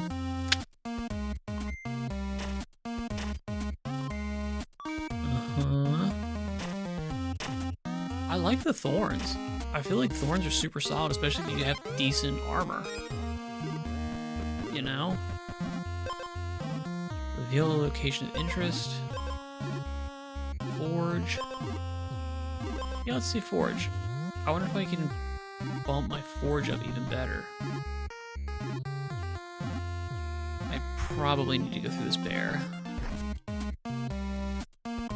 Right? Probably. Bear level 2. Okay, so they do level up. Okay. I'm still waiting for the actual, like, roguelike aspects to kick in. where I can actually increase the power of my character legit. Because as of right now, I'm just like unlocking items, which is fine, but I don't know if I'm going to put in the time necessarily to actually like figure out the good builds, you know? I'm just not necessarily good at that. Spear, shield, lance, redwood helmet. When you lose all armor, restore 3 health. It's okay. Alright. To replace your edge. Oh, so it's just 1. Ooh. Oh, that sucks. Okay. Then I guess we want the blunt edge. That sucks. Okay, so you can only have 1, right? Yeah. That makes sense. I was wondering, like, because otherwise you'd just be able to, like, spam that, right? You have to be able to. You have to be able to just spam the crap out of that. If that's the case, though, I will say I'm kind of done. You know? Like, there's not really anything I can do with this. I've kind of already maxed out my stuff here. Unless I end up getting, like, a really super insanely good weapon, which I would then have to, like, redo all of the build out that I got. Super unlikely.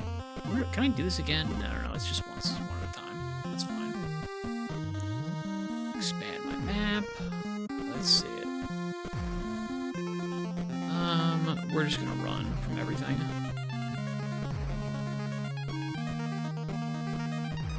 We're just gonna run. This way, we're not getting anything else. I think we're toasted here. You know, the amount of armor plus this, I don't have insanely good.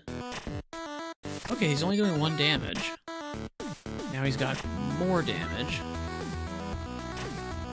If the player has no armor, so I guess Freeze was taking his armor down. Okay, we kind of sort of might. I don't think so, because I think he's gonna get a huge bonus. Okay, the thorns are doing good. The thorns are doing work. Is he taking damage from the thorns anymore? I think we're done. You know what? Player has no armor. Pretty good. Okay. What the hell? Not expecting that. Alright, now what does this thing do? I don't think we got this before. The jewelry box. Alright. 1 damage every other turn. Take 3 damage. 2 attack for each equipped jewelry item, which I think we've only got none. So let's do this. Ruby earring, yeah, just go for the flat damage. I'll take it. I'll take the damage. Your health is not full, restore 2 health. Hell yeah, you know I'm good with that. Give me that health. So, Leshen is just a strong, hard-hitting enemy. Can I zoom out more?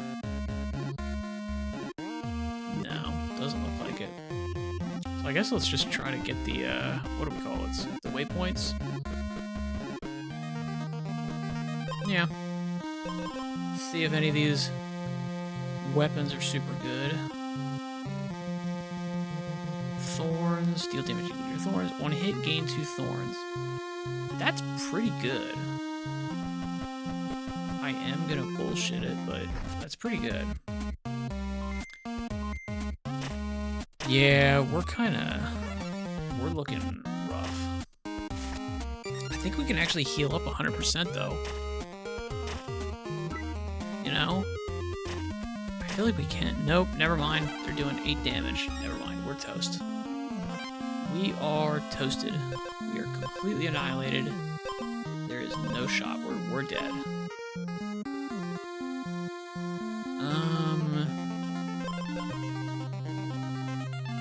Yeah, we're pretty much toasted at this point. We can run good though. Let's see. Location of interest. I don't know what this is. Let's do that. get a map legend? I don't. Should I try to kill this bat? I guess. Let's try to kill this bat. And check out what this thing is. It's doing so much damage, man. He's gonna take some thorns damage. Lost that. Okay, we did kill it. Surprising, I'll be honest. Apply oil. We've already did that. Okay, so that's the oil. That's the oil. Yes, hell yeah. We are kind of trapped. Not really, we can get away from it, but it's not really useful. It's not really useful. I'm gonna kind of, at this point, I'm like ready to go. I don't think we're making it to the boss, and I don't think there's any possible shot we would win this boss fight. There's no way. Has anyone been playing this game?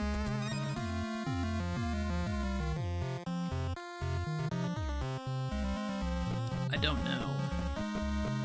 I feel like I've seen like one person playing this game. Again, it's early access.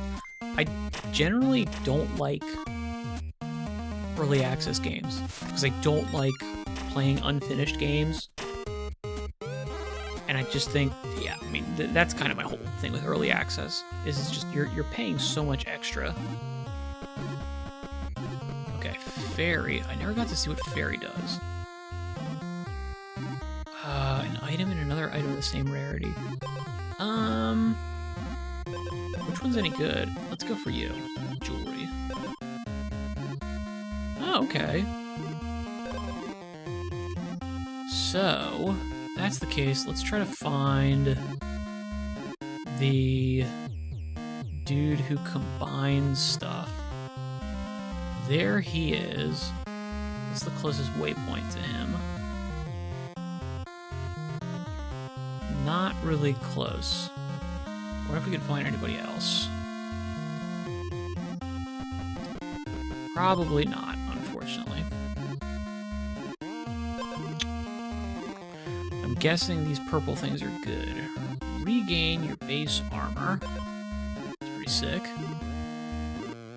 Gain armor equal to lost health. I think I am. Yeah, let's do 6 damage, 1 damage, 2 times. Let's do that. Yeah, that's a good bonus. And get rid of that. Let's see if we see anybody else. Okay, I think these... I think of this thing. I think we're screwed, kind of. Yeah, this guy. You... I want to see where you are. Okay, if we beat this Leshen, which is not going to happen, we could go to that thing, combine our 2 frost dealies. That would be okay. That would be pretty good.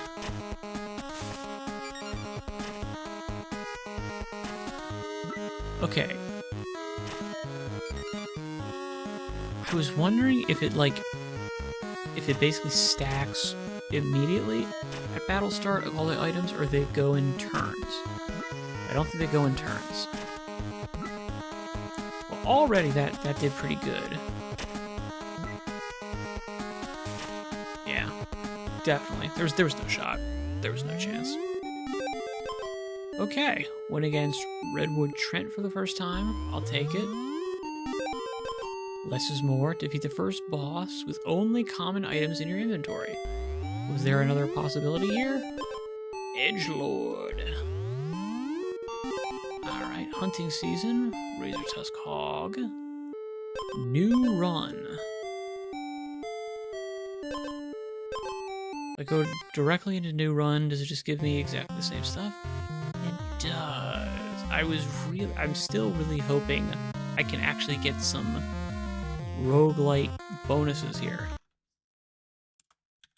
Because as is, it looks like I'm just unlocking stuff and I'm not making any progression every time I go. I'm just like learning a little bit more and unlocking items, which is fine, but it does mean that the pool of items is bigger. So if you find a winning strategy, it it's actually less likely that you'll get that same winning strategy next time because you have more items.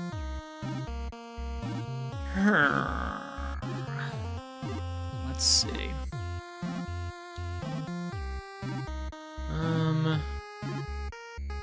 Not a lot of attack. Not a lot of health. Ton of armor. Loses 3 attack once they beat armor for the first time. So we kind of want to be just focusing on attack. Yeah, it's not surprising though. That's really good. That's a huge bonus. Let's get that immediately. Battle start gain to freeze.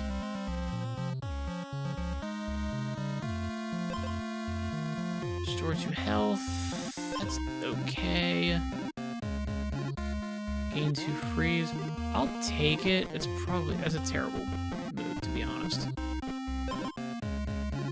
Okay, that's a way better weapon.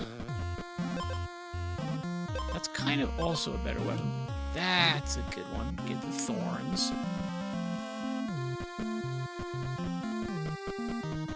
Yeah, get the thorns. We can do you. You.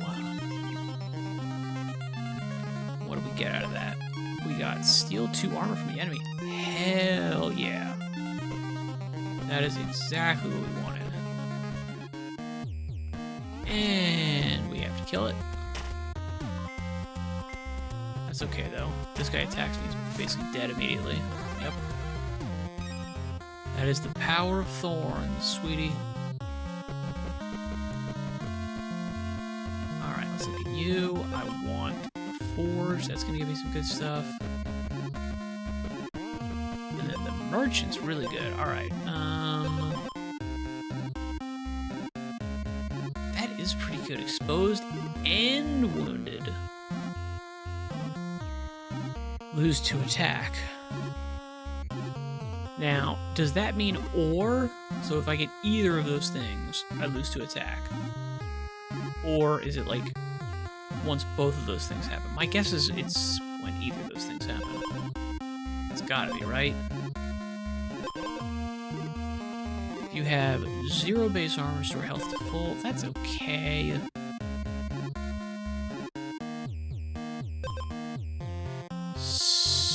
Now I want you.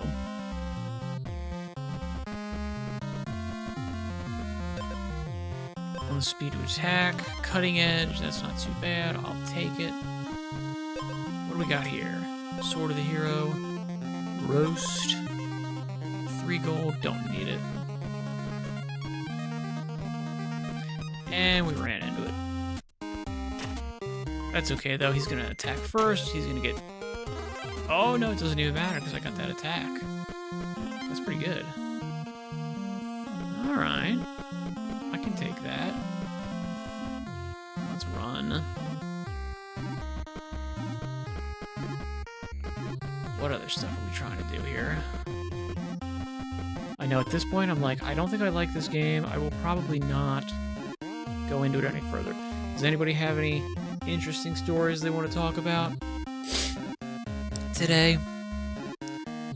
I could try to find some interesting videos, because I'll be honest, this game, to me right now, I'm not seeing a lot of, like, potential in it.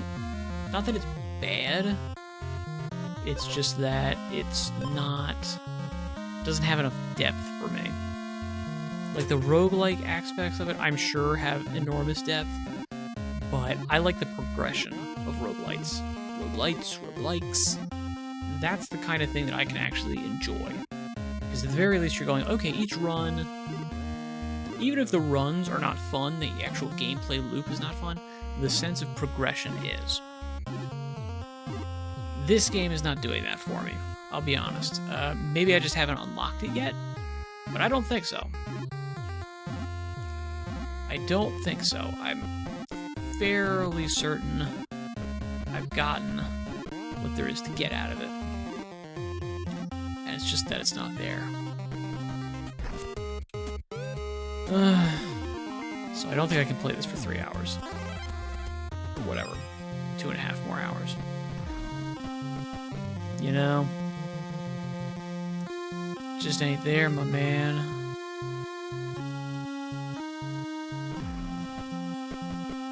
What is the rumbling?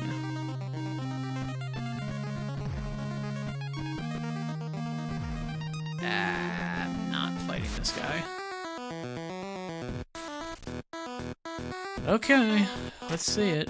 I think we're okay. Okay. It's doing decent. But I do kind of feel like we're screwed. This knocks his attack down, so I think we should be able to survive. Barely, though. Yeah, we'll win, but not well.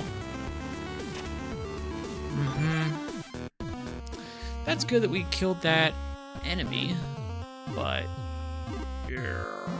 not ideal. Okay, let's try to get some copies. Is there anything we have 2 of? Gain to attack. Let's try that. Let's try to get the same copies of stuff. 5 food. Loose change. I feel like we do want to go for the food.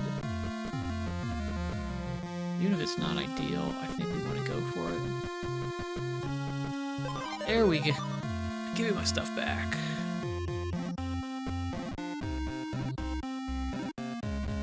Alright, we can kill this guy pretty easily. Never mind. I keep putting my foot in my mouth. Thorns are good. Okay. Do we have anything in here that we can double? Nope. We definitely do want to get better than this. Each equipped water item? Yes. Okay. So, from there... Let's see. That's a forge. That's the only forge I can see. And you know what? We're actually pretty good with that. Yeah, we can get to here. Then go to here. Alright, give the question an edge. Yep. Okay, so those are usable. So the forges are super, super highly valuable. That's good to know. Okay.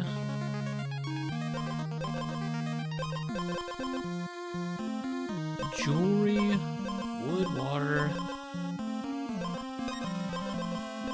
You can kind of just continuously use stuff. That's water. Give yourself and the enemy 5 freeze each. Give the enemy 2 freeze for each equipped water item.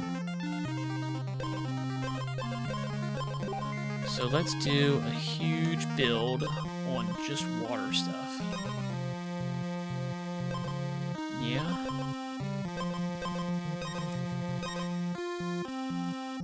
Ooh, excellent. Alright, let's do you. We can double up on this guy then. Are they all... No. I was gonna say, are they all locked out? I can't see any of the dudes who combine items. So... let's see. Where's the closest? You know what? We'll just go this way. We can kill this guy. Alright. Doink, doink, doink, doink, doink, doink, doink. Alright, permafrost. Nice. Hee.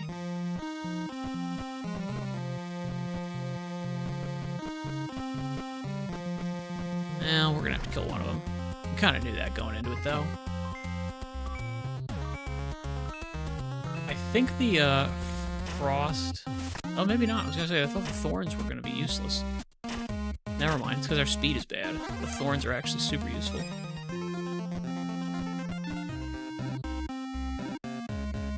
Okay. We want to find... There he is.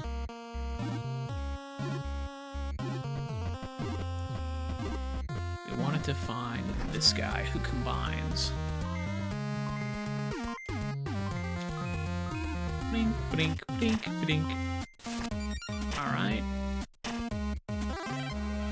Cool. So let's combine these two. I just want to see what this does. Oh, you can't. You bastard. Okay. They got me. That was my whole strategy. That was my whole thing. I was like, oh man, that would be really cool. Whatever. We're trying to make our own fun. Because this game is not doing it for me. You know?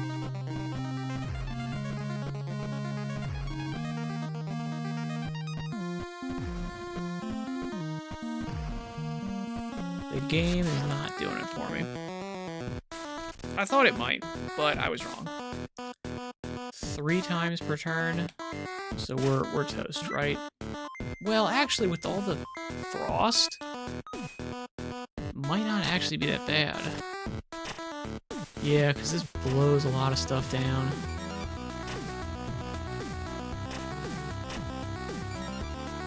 It should... I wonder if we can, like... Can I check my items?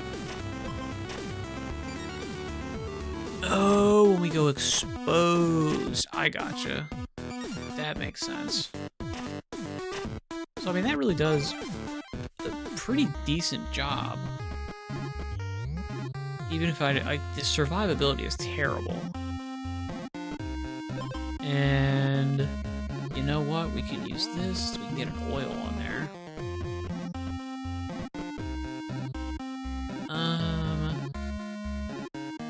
Yeah, let's do you. Same rarity. Thorns. Steals 2 armor. Yeah, I thought this was better. While the enemy has armor double your... Yeah, that's pretty good. Yeah. Apply oil. Do we want armor? We just want attack. Definitely with this thing where the armor boost is huge. That's just a super good passive. Let's definitely take that. Okay, so you can actually take people's attacks down to 0. Ah. Ooh.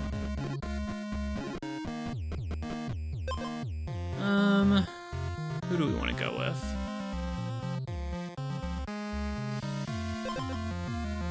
I like this. That's really good. That's just a low bonus. That's what we have here. First turn, restore health equal to damage dealt by strikes. I feel like that's pretty good.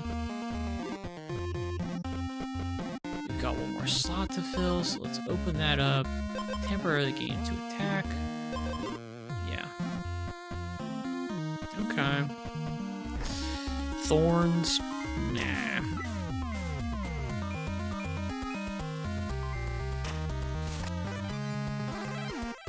Okay. We've actually got pretty much full health as is, so we're not worried about that.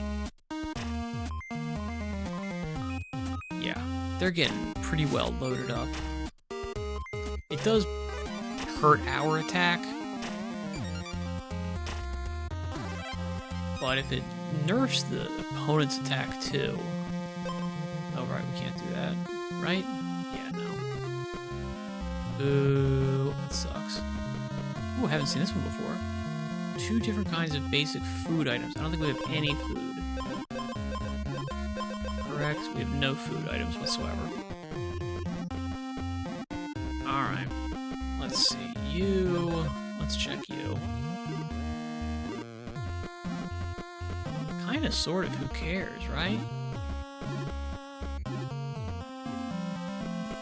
And we can just use this.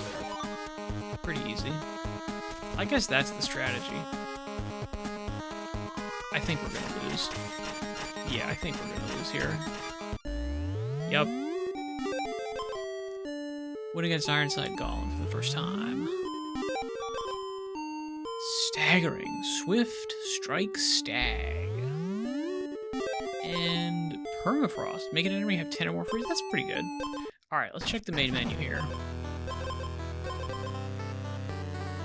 Again, I really... Can you, like, turn things on or off? Doesn't look like it. Alright, heroic.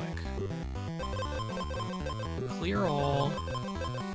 Let's just look at... Okay, so we have no heroic stuff.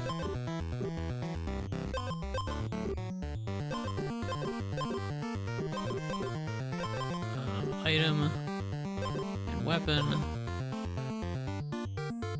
Huh?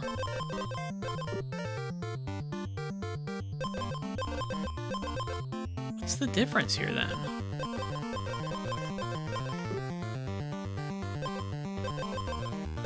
Huh? This is very weird.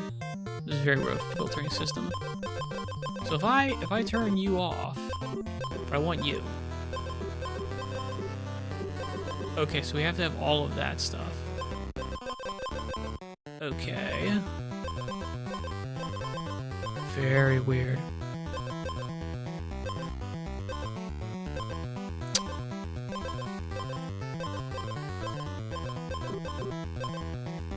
Okay, so there's only these two areas. There's the swampland and the woodland. Again, like, does anyone know how you get to the roguelike progression aspects of this? Because as of right now, I'm not seeing any. And I'll be honest, I'm kind of just ready to be done with this game. Because it's not useful for me. Let me see. Do we have anything else here? Doors of Trithius? Like, I mean, that's more reasonable.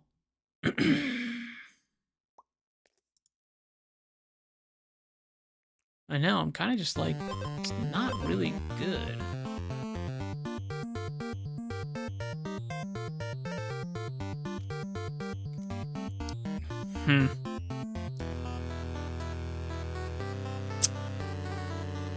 I'll be honest, this is kind of just a waste of my time. I like this, yeah, this game's like unfinished enough for me to just kind of drop it. And I don't feel like playing it longer if I'm gonna get rid of it. I'm gonna delete it. I feel like I should just ditch it, right? Am I crazy? I feel like I should just ditch it.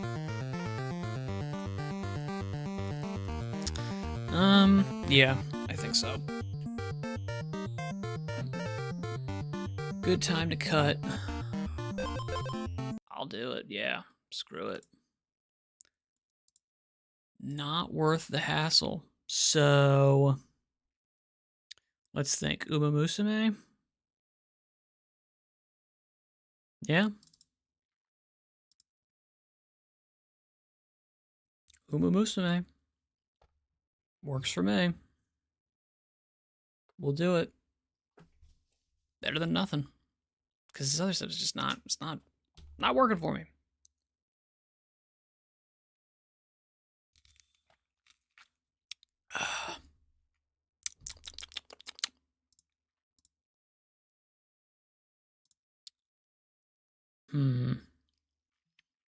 I know, I'm trying to think. What was the other one? The other thing was the king building game, right?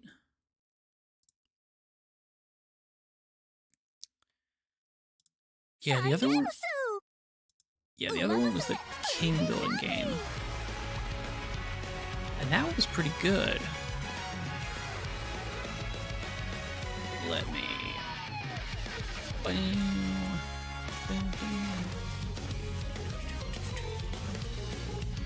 It's kind of moved me around a little bit. That's good. That works. All right. Again, I'm like, I'll take it, because like at least I'm doing something here. It's freaking bullcrap horse game. But I'll take it, dude. Let's do we have our dailies still? Yep, let's do our daily races.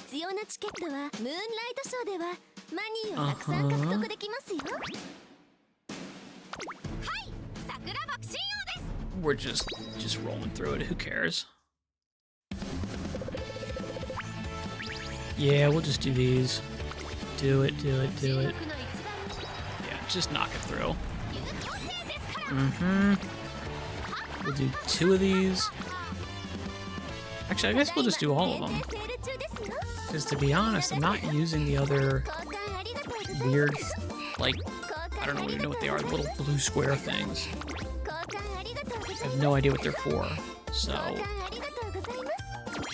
you know, support points. Strange force capable of drawing out one's abilities can be used to level up support cards. Okay. I see. Well, that's okay. It's no big deal. Not you. We want to do the... I'm just going to use these guys. And, okay. What are these rewards? Doesn't say how much. And I guess just use the one where I'm gonna get first, right? Probably. Once we get Die with Scarlet up a little bit more, I can use her. But otherwise, yeah, I'm just gonna kind of hit this gal. Next. Race again. Yup, just hit it. Do it. Results. Yep, let's get it. Ha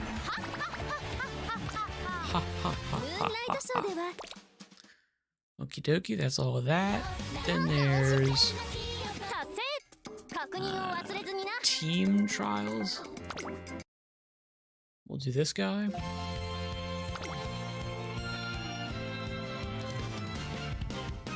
F rank, you bet. F rank. What is with the mood? How does the mood change? I don't know.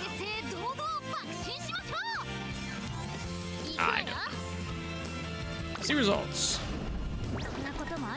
Draw. Okay. Yeah. There should be a draw, right? What the hell?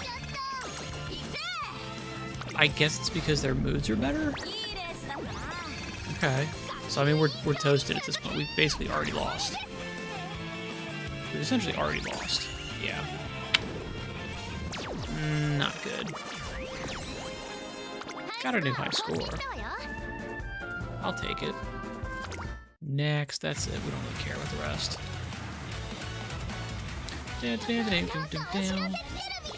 Alright, limited time. Stories. August 13th. We've got some time for that.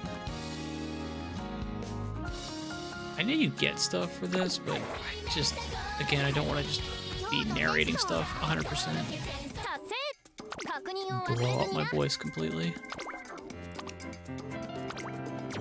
Although, that is kind of how it goes.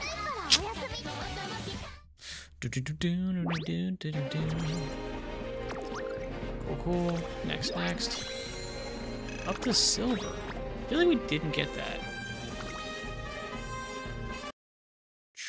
Yeah. Woo! Just listen to those cheers. They're all looking at me. So this is what it's like to be the #1 racer in the classics. This is how things should be.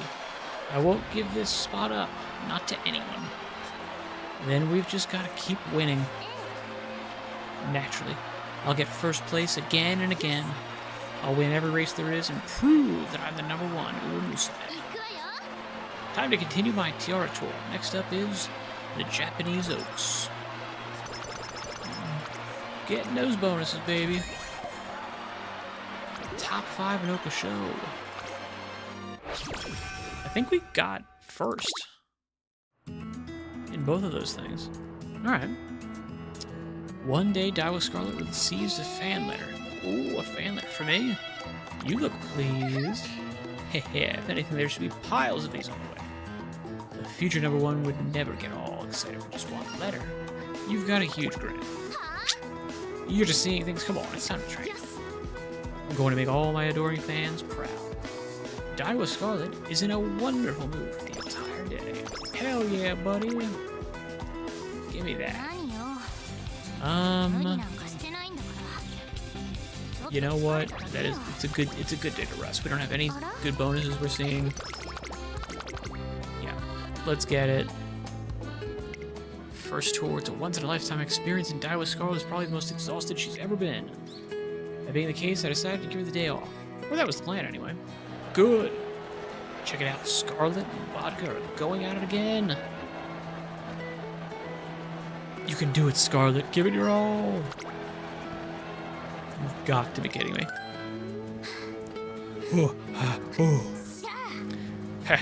I won. That makes 8 out of 13. Alrighty. Time to head back. No point in wearing myself out there.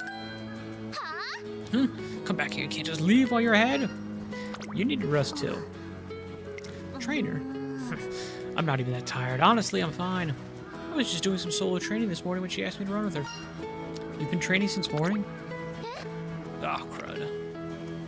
I walk her back to her dorm to make sure she doesn't do any more training in secret. Ugh, you're acting like a real helicopter parent, you know? I don't need to be babysat. Ooh, now I remember what I wanted to do.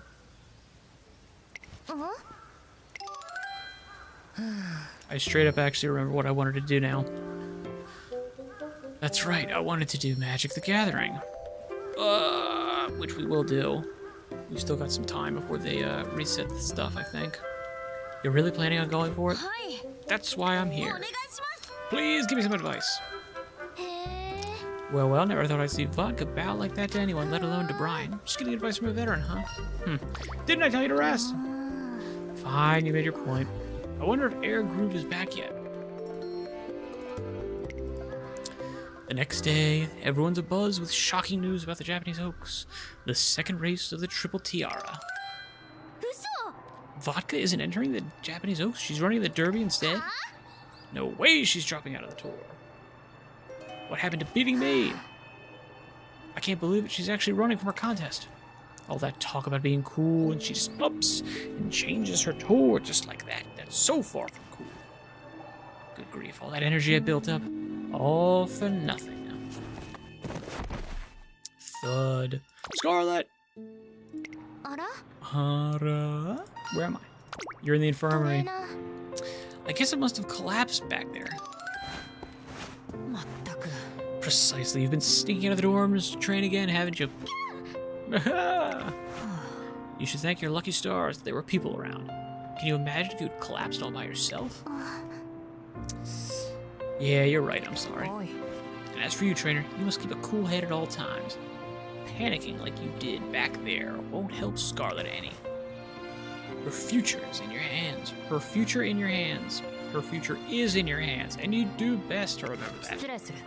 Now, if you'll excuse me, I've taken the liberty of calling your roommate to collect you. My roommate? You can't mean...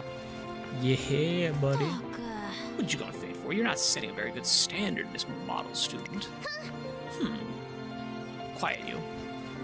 Besides, you're the one being lame. What? You gave up on the Tiara tour, right? You figured you couldn't get first place with me in the running. In fact, I'll just say you quit halfway through like a coward. Like hell I did.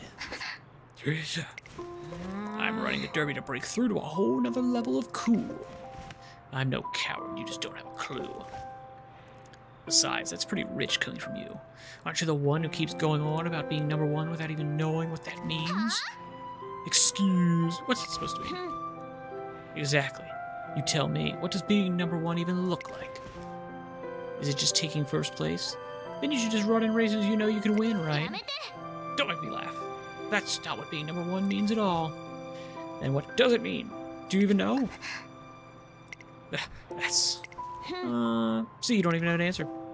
Your number one is meaningless. Just empty words.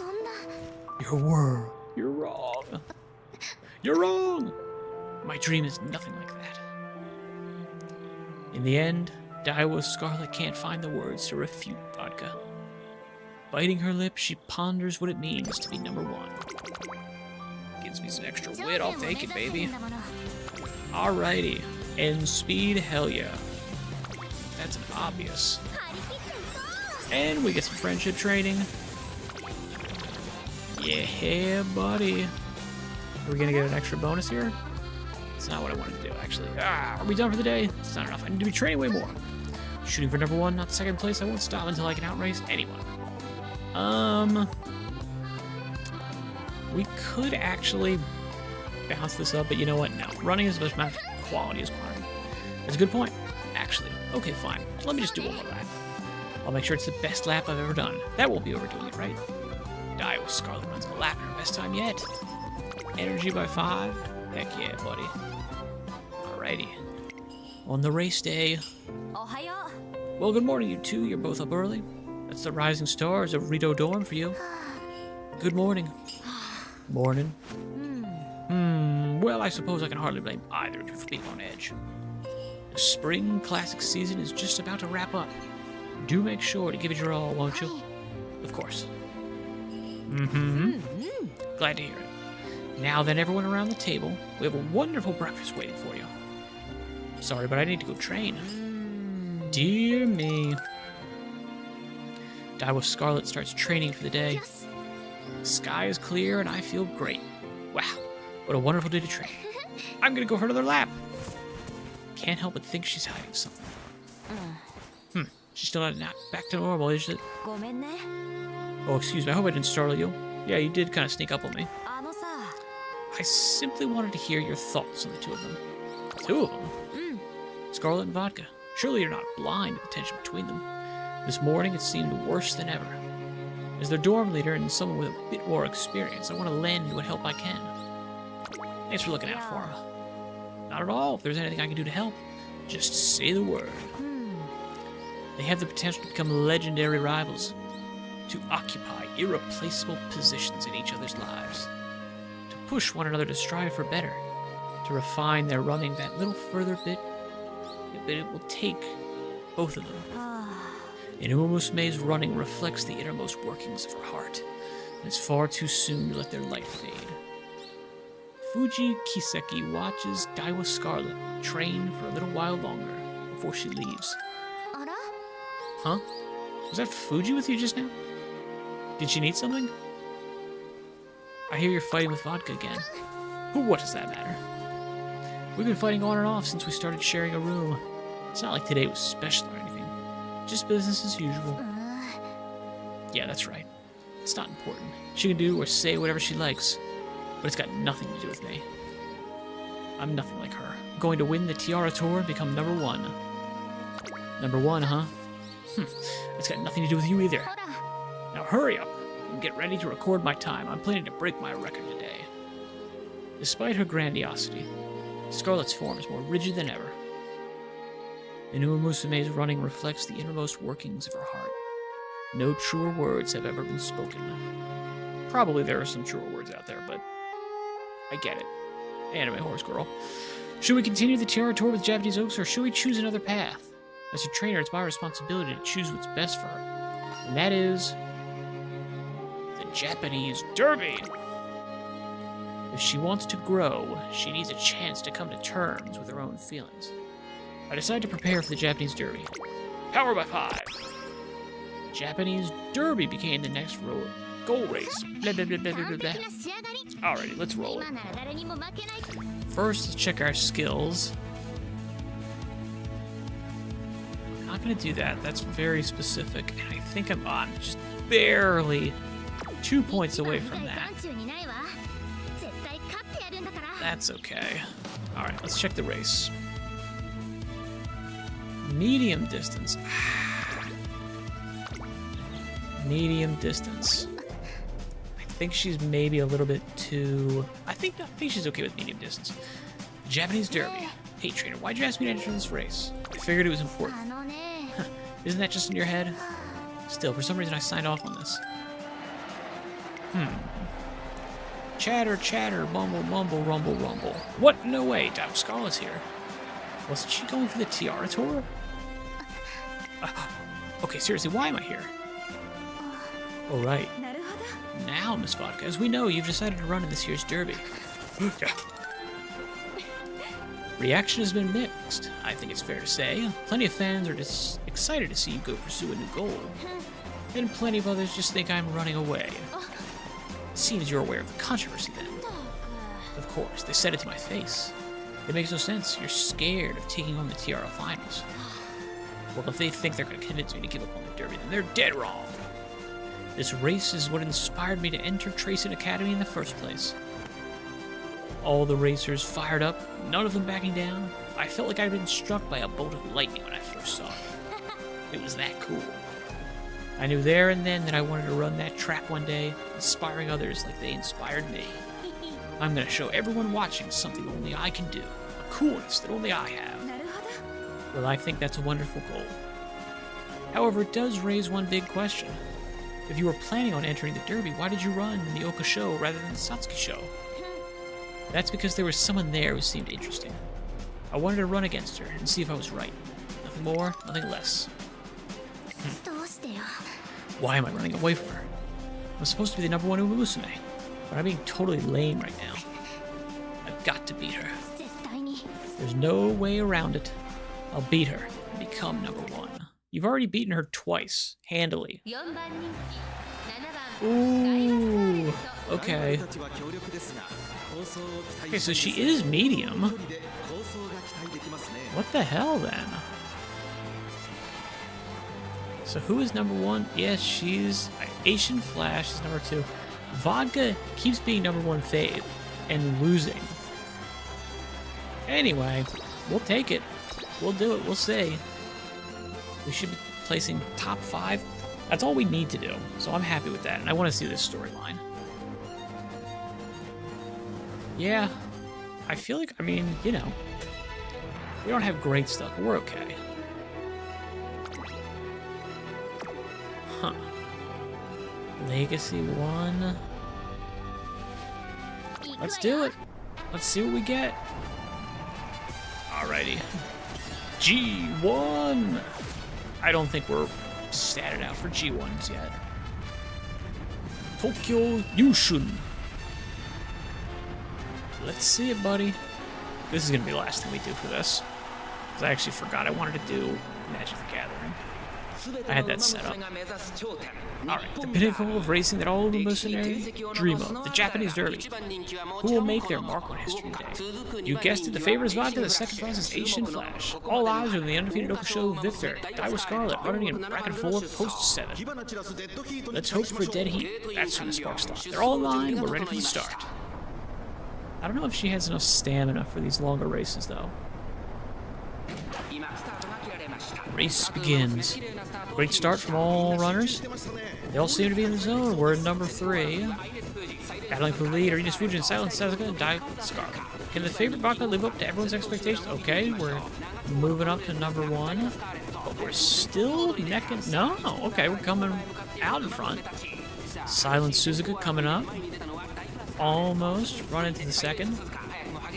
We're still keeping a good... Alright, second. Silent Suzuka passed us.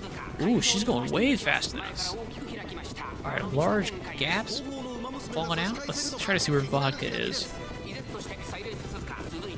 I can't see her, but I think she's relatively far back. Alright, Biwa Hayahide. Okay, we're here we go. We're going neck and neck. Now we're first.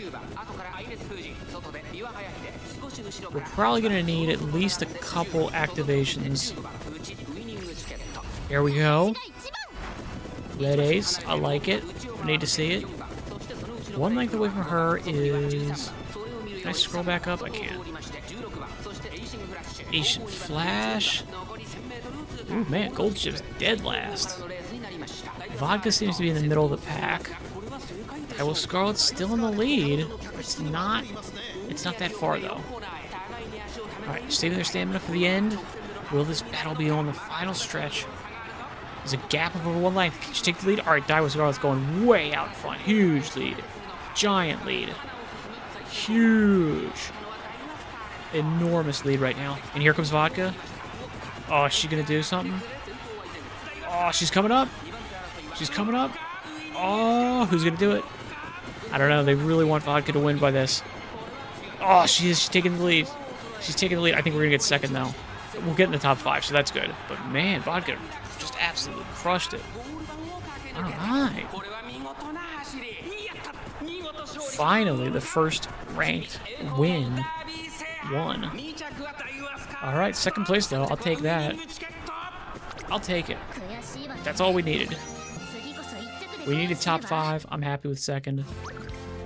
We did better than our projections, so I'm pretty happy with that. Alrighty. I'm gonna actually kind of kill this now before I get into more story stuff. I am. I'm gonna knock it down, and I'm gonna start up my, what are we calling it? My Magic the Gathering MTG Arena, because I do need to get my stuff out before the rollover. I want to make sure I get all my weekly goals out.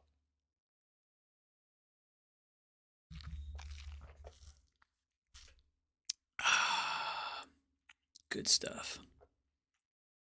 This throat coat stuff is really good. It's so sweet though, for me. The marshmallow, licorice root. Insanely sweet. Not unpleasant, and it is free of carbs, so that's very nice. Okay, let me check you. I want to resize you just a smidge. Boink.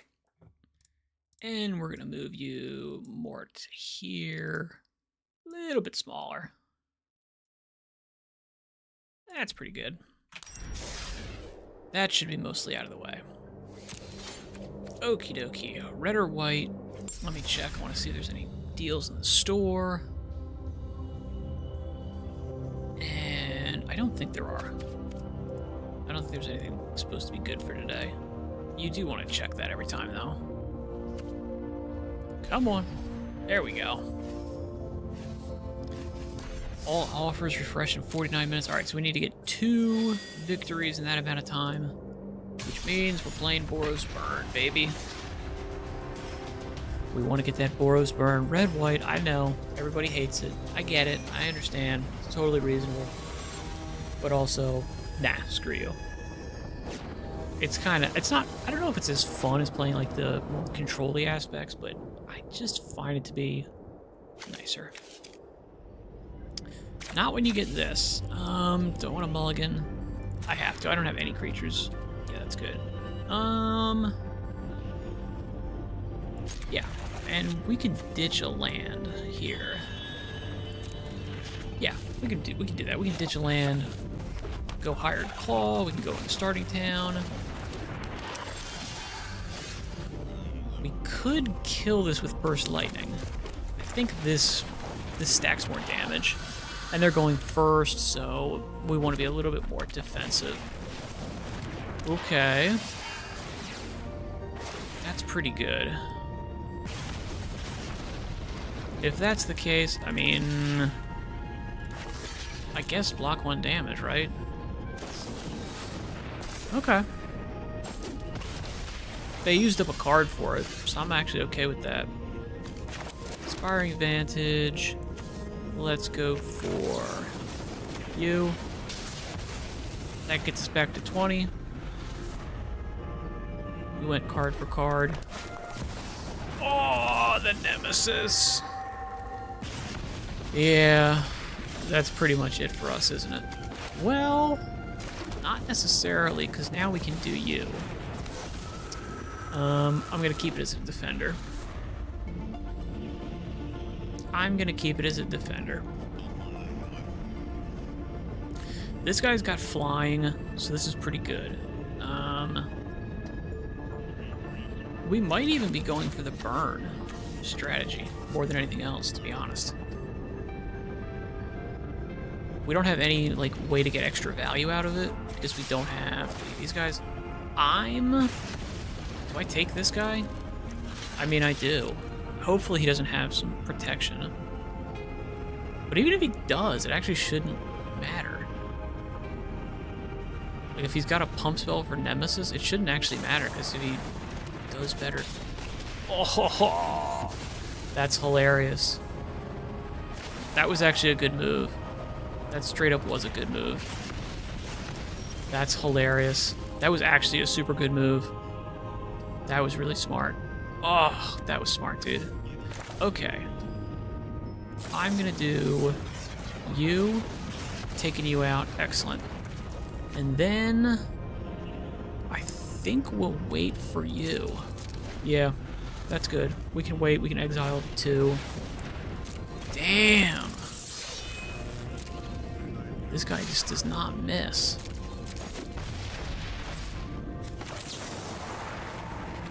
That sucks. Okay, double hired claw.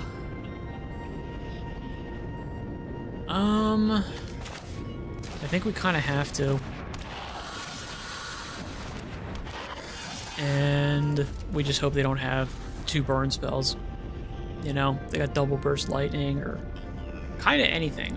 We're pretty well. Oh my god, seriously, dude? Who is playing this nowadays? What is this? Dreadmaw's Ire? Are you kidding me? Bro. Yeah. I mean, that's yeah. You can't fight that. I'm sorry. Not possible. You cannot fight that. Just got every good creature exactly on curve. Refilled their hand immediately. Ugh. Brutal. At least you're not getting nearly as many of those fights nowadays. Because I really don't see a lot of people using Manifold Mouse anymore. You know? Because I guess, like, the combo's not nearly as powerful without... What do you call it? Who am I thinking of? Monstrous Rage. Yeah, it's not as powerful.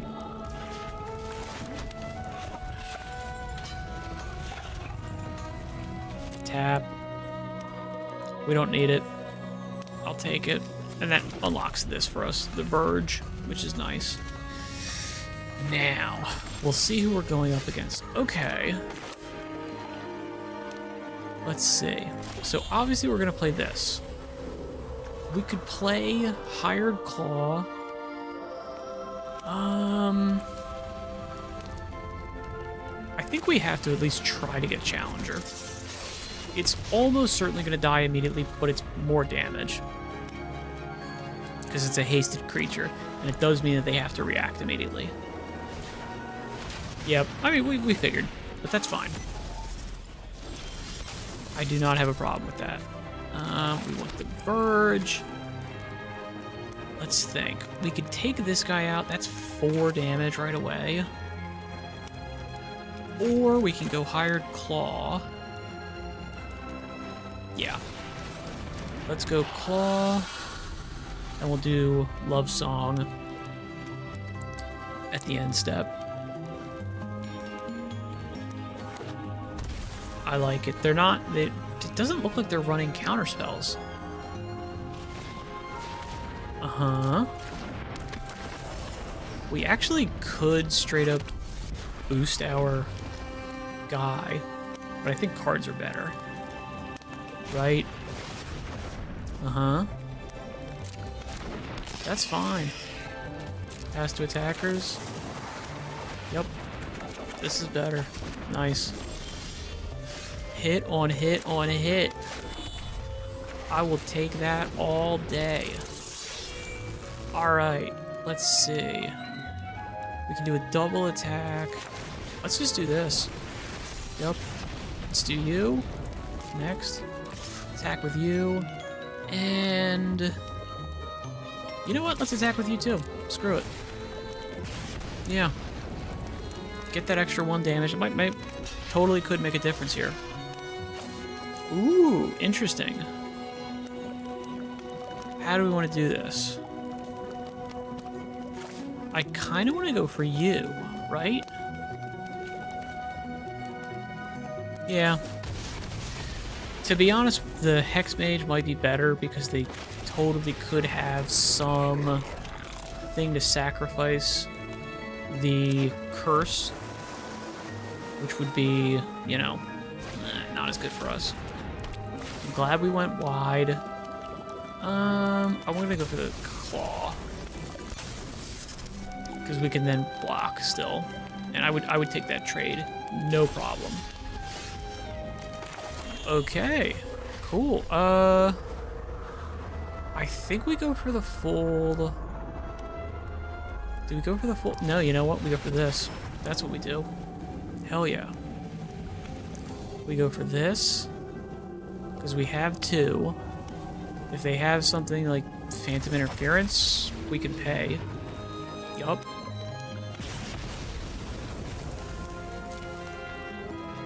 Okay, is this 6 for... It was a token? No, that doesn't do anything then. Okay. So let's think, this can be double strike. It doesn't matter, it's this exact same amount of damage. We could make them indestructible, kill this guy, and do that. No, it's better. I'll take the damage. I'll take the damage. Yeah. Pass. This is an instant. We can do it at the end of the turn. And that's pretty much... I mean, that's pretty good. I think we're winning this because we've got nothing on board. They can't do anything. If they try to do Momentum Breaker to sacrifice to make us discard this card, we could just play it in response. They might have a counterspell, but I mean, they just got the last one. They didn't seem to have priority, and I don't even know if they run counterspells. You know, I don't think they run a lot of counterspells here. I could be wrong. I'm not great at remembering all of the what do you call it? Decks and deck lists. I don't study that nearly as much. So what you gonna do? My guess is he's gonna try to hit our last card. Or maybe he's just gonna rope. He's just gonna sit around, not do anything. Okay. Uh-huh. 4 damage. Yep. Boink. Maybe he's got a counterspell. Nope. That's pretty much it then.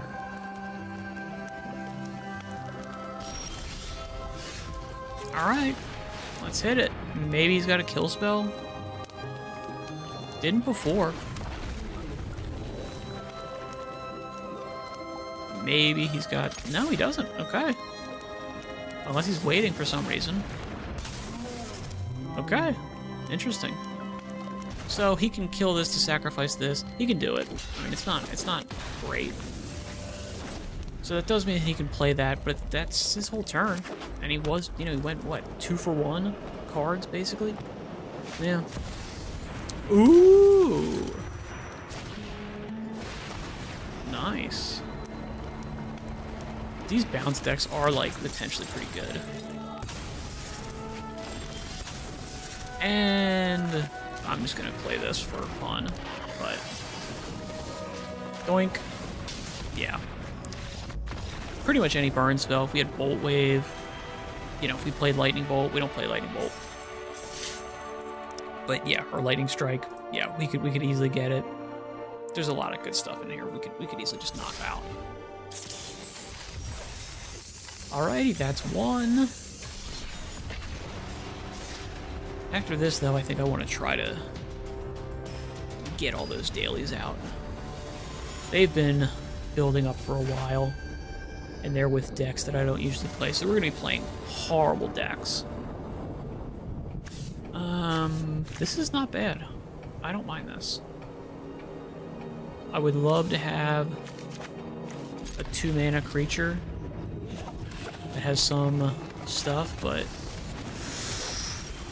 Llanowar Elves. I'm gonna go for the advantage. I'm gonna go for the mercenary.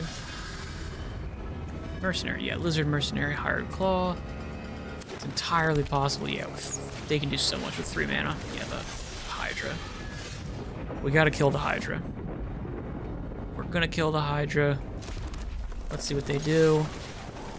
I don't think they block this. No, didn't think so. Take it. We're killing you. For sure. No question. They've got no mana. They probably had protection spells. So we are definitely taking that.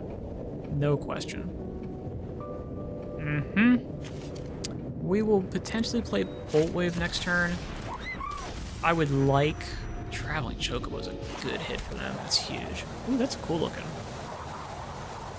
That's a super cool art. I think Vantage is better. Yeah, Vantage is better. So, here's what we can do. We can actually potentially trade. If they block, I will pump it. They could potentially have a protection spell that puts a counter on. They probably do. They don't. Interesting. Okay. Do I play the Bolt Wave? I think I would do, just to be a little bit more mana efficient. Yeah. Do you not know what this does? I mean, you're telling me you've got cards. I'm gonna end. Because we might want to protect this guy. He's not getting any extra value from cracking it now. So we must need the mana. Bristly Bill, sure. Sure. I kind of feel like we use Charm at the end step. You know? Right? Am I crazy? Yeah, these double triggers are disgusting. I hate it. If this allowed me to do something to the Traveling Chocobo, I would definitely do it. Yeah.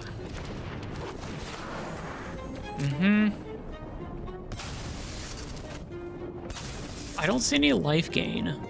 But I mean they can ramp so hard. It's insane. They can very easily do crazy. Are they just gonna pump the Chocobo? They are, they're just gonna pump the Chocobo. It's not really what you want to do. You'd want to spread out the damage a little bit. Obviously I can't do anything with it. It's 9 damage.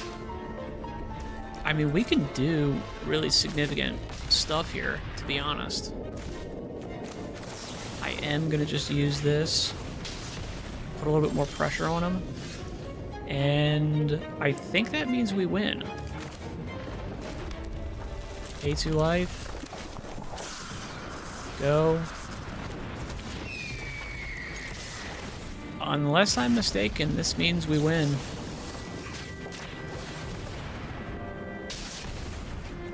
Pretty much. I mean, they have to block, and they'll block an easy one, but unless they've got a bite spell, that's us winning. They have to kill both of our creatures. They have to kill both of our creatures this turn, or do 12 damage, which they basically already have on board. So we lost.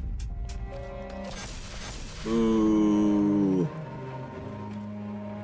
Let's let them have the victory. Okay, no, we're not gonna let them do that. That's gonna take forever. We were 1 off. Should have counted, but I didn't. Ooh. Ooh. Ah, we were alright. We were okay.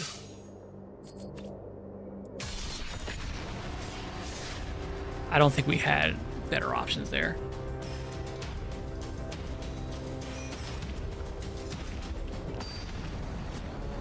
Yeah. I don't think we had better options, unfortunately. That's what I want. I mean, 1 mana? Dude, 1 mana? Really? If I get mana screwed, I'm gonna be so pissed. I'm gonna use it right away. I'm gonna use it right away. I just am. Yeah. Oh my god. I'm mana screwed.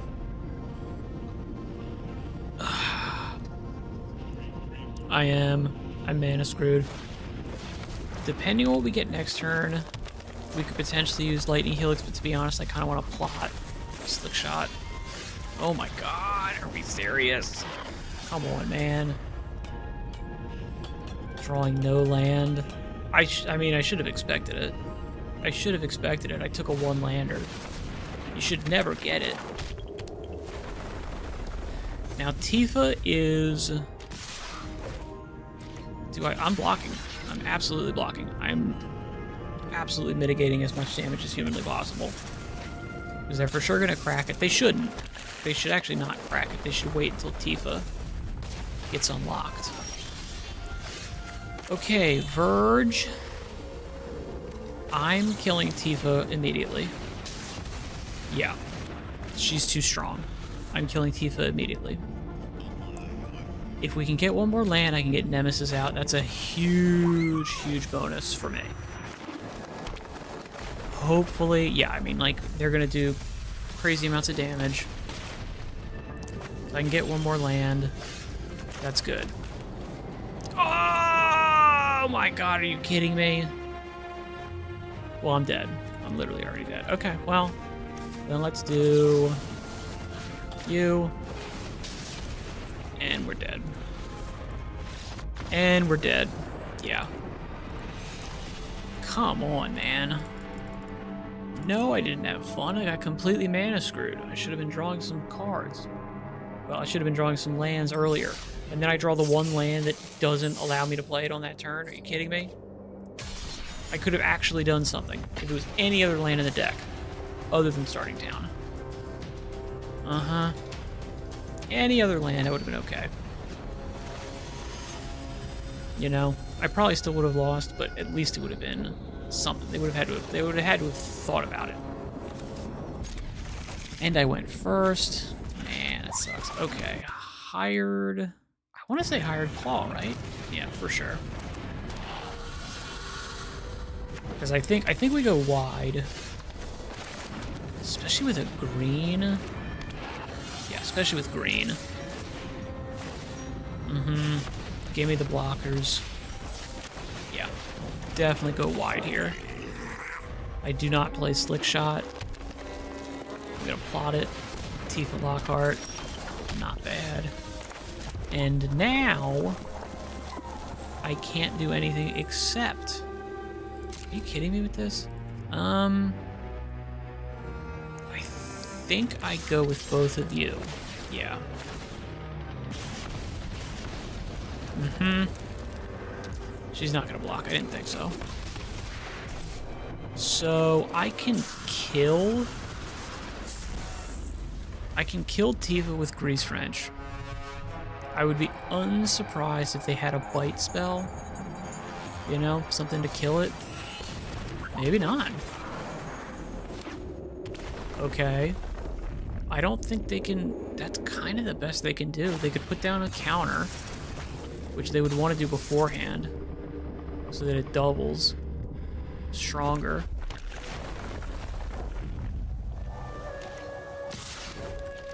Obviously. I guess they're going to put a protection spell on it.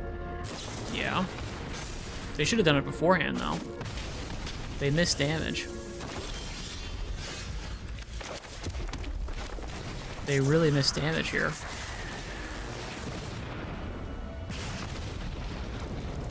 Go.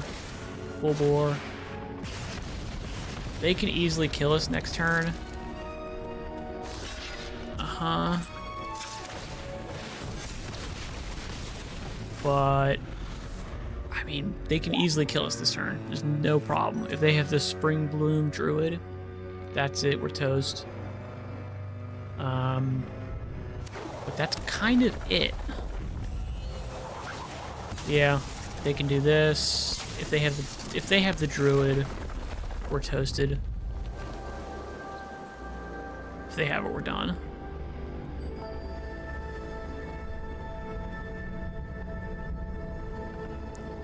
It feels like they don't have it. Feels like they don't have it.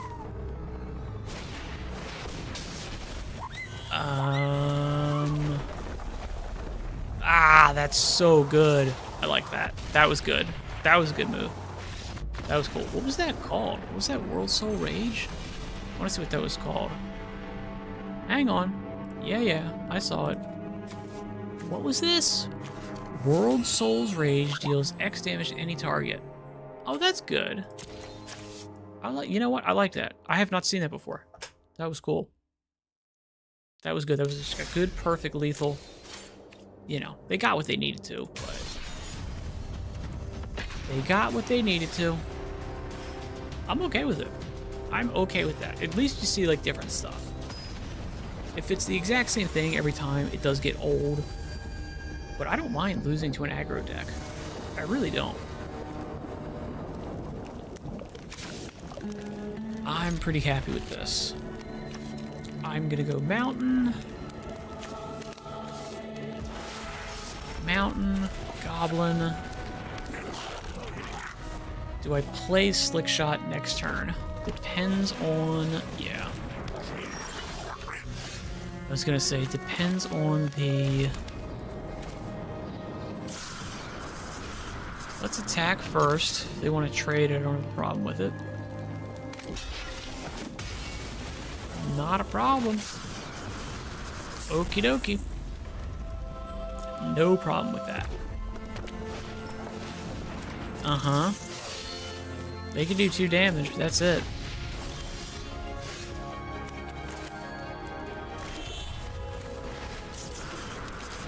Bolt Wave.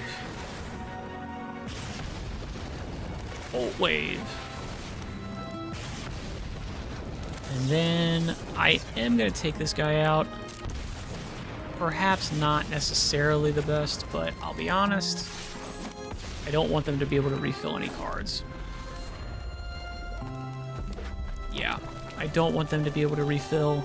They could have Nemesis. Nemesis doesn't really do anything. Mouse, see, that was a good move to kill it. Absolutely a good move. They could have double striked. Yeah, that would have been a bad move. Okie dokie, let's attack. They could have something, but yeah, that's fine. That's fine. No big deal. Again, without Monstrous Rage, we're pretty good. There's Nemesis. And Hired Claw, going super wide. Not a real problem, actually. I'm trying to think here. And now we've got Nemesis. If we get Nemesis... so should we attack? I kind of feel like we attack with everything, right? Because we trade on everything. It's too much we're way higher life. Yeah, we just swing all, baby.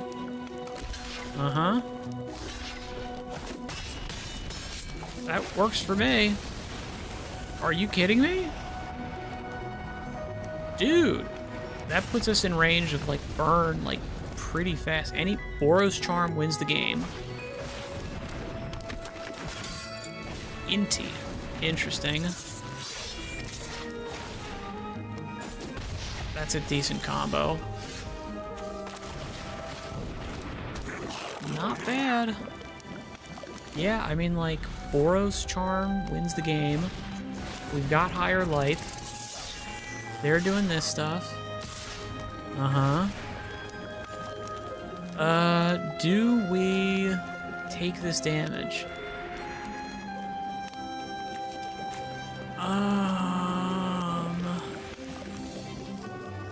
I think we trade. Because we're just waiting on spells. Any spell, yeah, burn spells win the game, basically. So we want to... that was a good draw for them. Yeah, do it. Get your extra card. It's a good turn. Yeah. Oh, are you kidding me? And you get this. Luck of the draw. Nothing you can do about it. So that's 8. We could still win this. Boros Charm wins this. We get it. Oh, wait. Can we do this? Oh, we don't have the freaking kicker. Oh, we don't have the kicker. We don't have the kicker. Ah, if we had one more land, we could have won it. Ah. Man. You know what, though, I will say? This is playing Magic the Gathering on a Saturday. It is. It just is. Trying to think. Do I have any blue decks I could play? I want to try to get these. I don't, though. Yeah. You get all the tryhards on the weekend mornings. It is the weekend, right? It is the weekend. Okay, I'm not crazy. I'm like, is it the week? It is. Okay. This is a good hand. This is a good hand. This is a hand we could actually do some stuff with. And I feel like this guy's just gonna basically, like, immediately either rope or just immediately straight up concede. I don't know why I'm getting that feeling, but I'm getting that feeling. Yeah, this is a super good hand. Goblin. Let's see it. I feel like we... In all honesty, I feel like we plot. Depends on who we got. Okay, 4 freaking...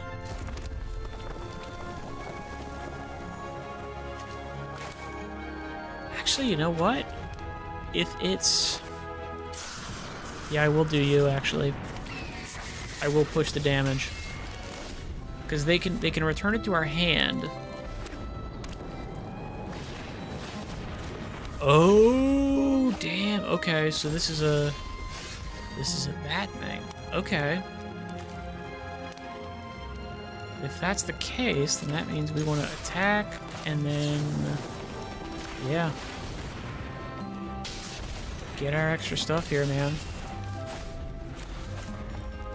So they're not going to be running counter spells, I don't think.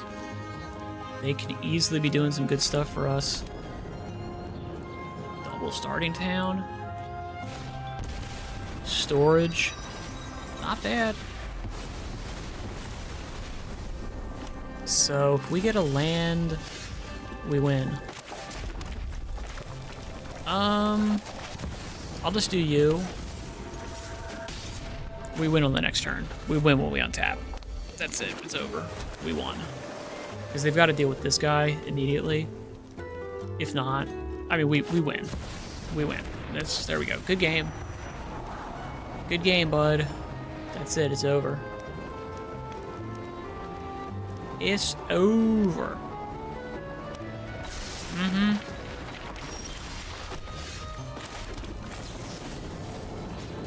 Goodbye.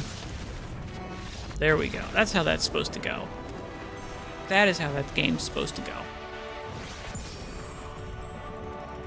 That's how they're supposed to play. Alright. That's not bad. I'm okay with that. We've gotten our stuff. I'm happy with that. Let's hit our Edge of Eternity pack.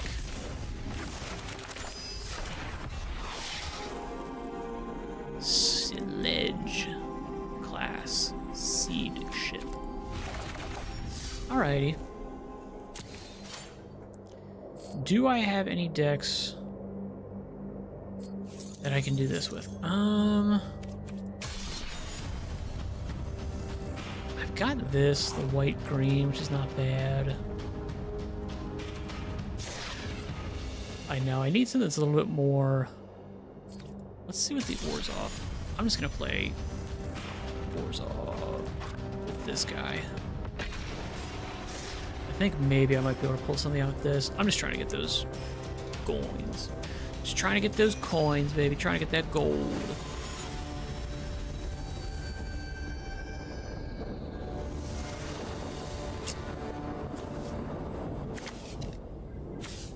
Ugh.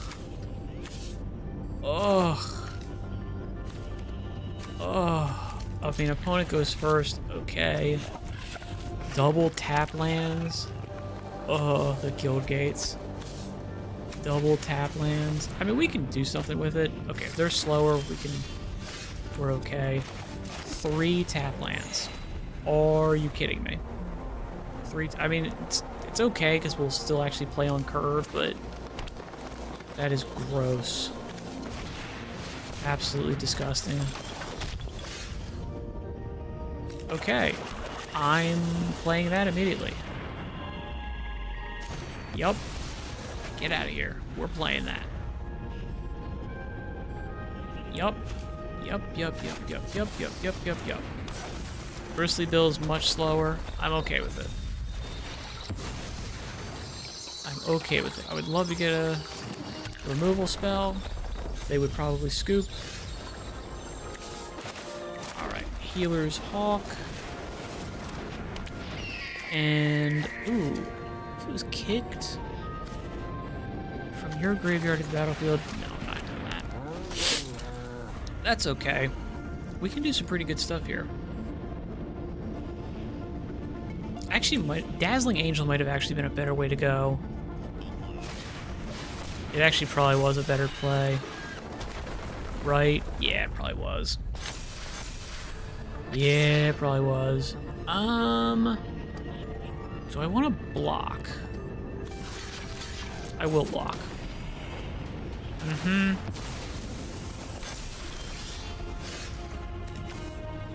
I gain 1 life. Yes. Okay. Then you. They're not gonna block. No, I didn't think so. That's cool. I'm fine with that. They can easily win this turn though. I will say that they can easily win this turn, but we'll see it coming at least. Yeah. Okay. Cool. Yeah. Well, I was gonna say we'll see it coming, and we did see it coming. That's 2. Yup. Let's check the triggers, baby. Pretty sure that's it, yeah. Uh-huh. So, yeah. Good game. We're good.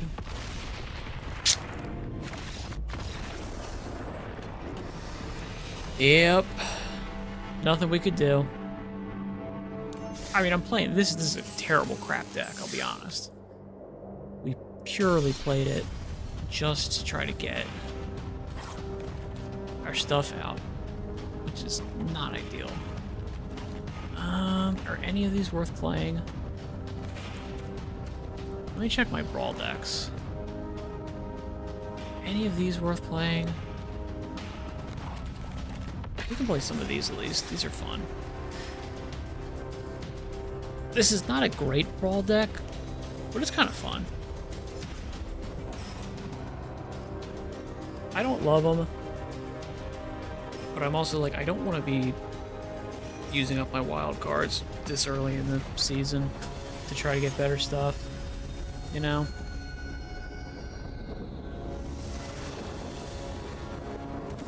Did we check what this guy was playing? Minwu White Mage. Whenever you gain life, put a +1/+1 counter on each cleric you control. That seems decent.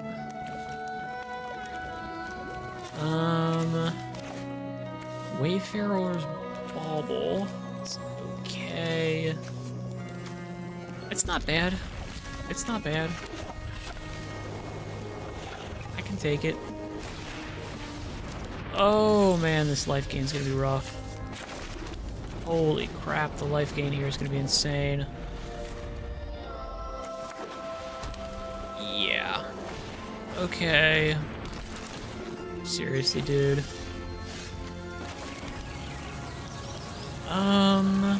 Do I go for you first? I think actually I do, yeah. It shouldn't be too bad. I don't think he's gonna kill it. Maybe he does. Maybe he kills it. No? Okay. Seriously, the amount of life gain here. Like, I think we're already dead. I don't think there's any way we can outvalue this. You know? Nope. Clearly.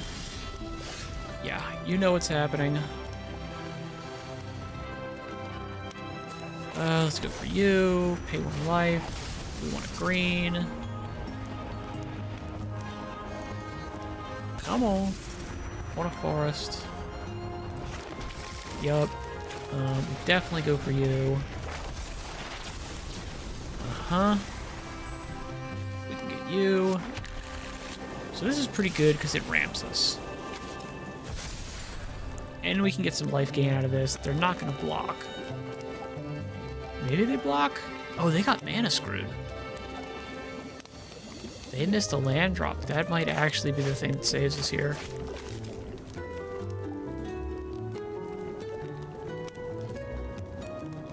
That straight up actually might be the thing that saves us. Ugh.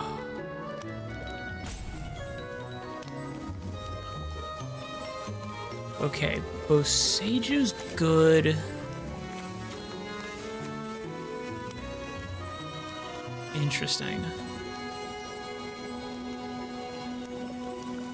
I wonder if I could do this. Put a lore counter. Yeah, so we'll do that first, then we'll do the Boseju. And we could actually, you know what, we can actually do some stuff on that, I think. I think we can make a pretty good timer there. Is he freaking seriously roping? He's roping, he's screwed. I don't think he's got it. He's missing land drops. And we're not missing land drops. That's a big deal for us. That's pretty huge. And we can go crazy with the ramp with Fenrir and Garnet. We can go insane with it. We can go absolutely crazy.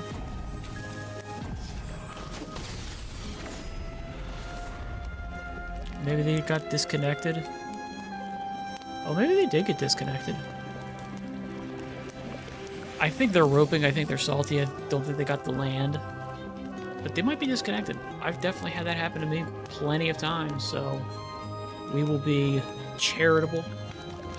And we will say, you know what, this person probably wants to play the game, but, you know, just unfortunately is not able to get it. That's okay. That's no problem.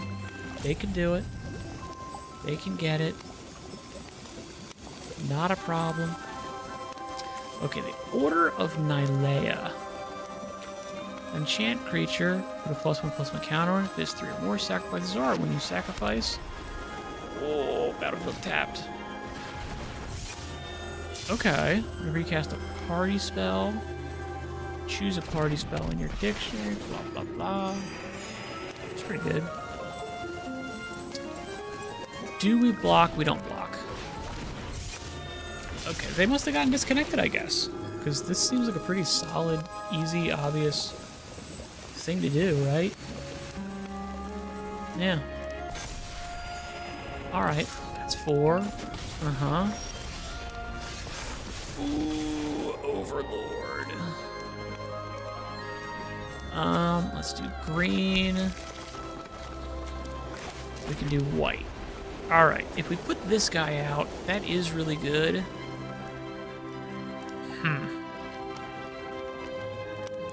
Green Overlord is hugely chunky. I think I prefer this, though.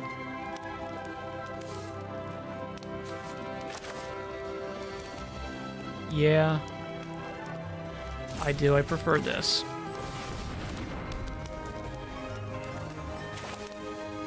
And then you... yeah. Interesting. I actually thought... what does this thing do? Attacks.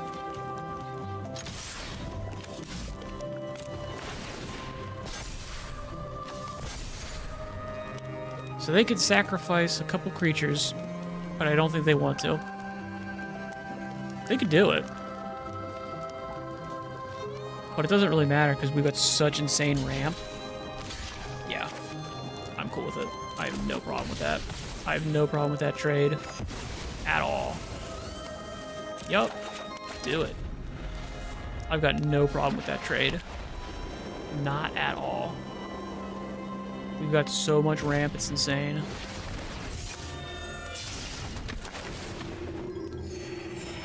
Mm-hmm. Not a problem, dude.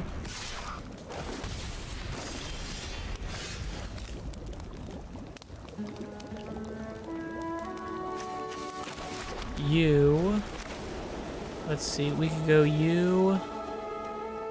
And then... I'm actually gonna go for you. Yup. Mm-hmm. Put a lore counter on each saga. This is not a saga, though. Lore counter on each saga. Target saga creature. Target things. And has vigilance. +1/+1 and has vigilance. Yeah. Let's do that. That's pretty good. And lore counter on each saga you control. I don't have any sagas. Nope, we're good. End turn. And if he dies, I can actually put the Fenrir back out, which is pretty good. This is pretty interesting. You know? We're doing pretty good stuff here. But this guy's cooking like a lunatic. Can we go for the full? I think we can actually go for the full. We can. That's huge. That's huge, dude. Yup, we definitely do that. They would have to sacrifice their whole deal. End turn. Yup, that's pretty good, man. On each cleric you control, that's pretty decent. That's actually more than a little bit pretty decent. That's pretty good, I think. Nah, take it. It's all you, buddy. Yeah.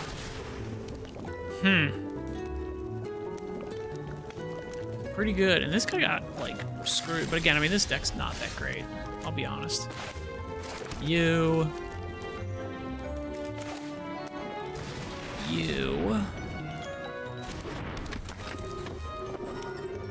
Then you.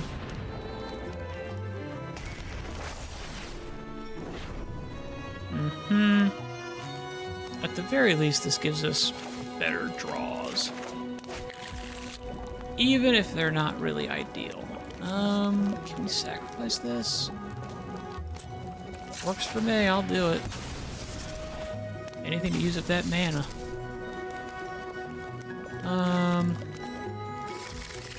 Yeah, that's you. Activate. Uh-huh.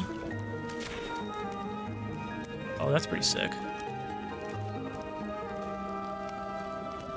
Put it on the top of your library. I mean, I'm definitely dead. There's no way I'm coming back from this. This guy has the setup. He's got way more life. We're dead, but, you know, I just want to try to, at this point, you know, just make it a little bit fun.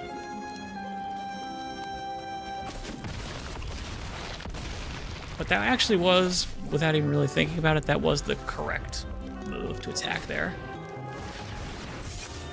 And then we're proliferating. Good lord, dude. This guy's just does not miss.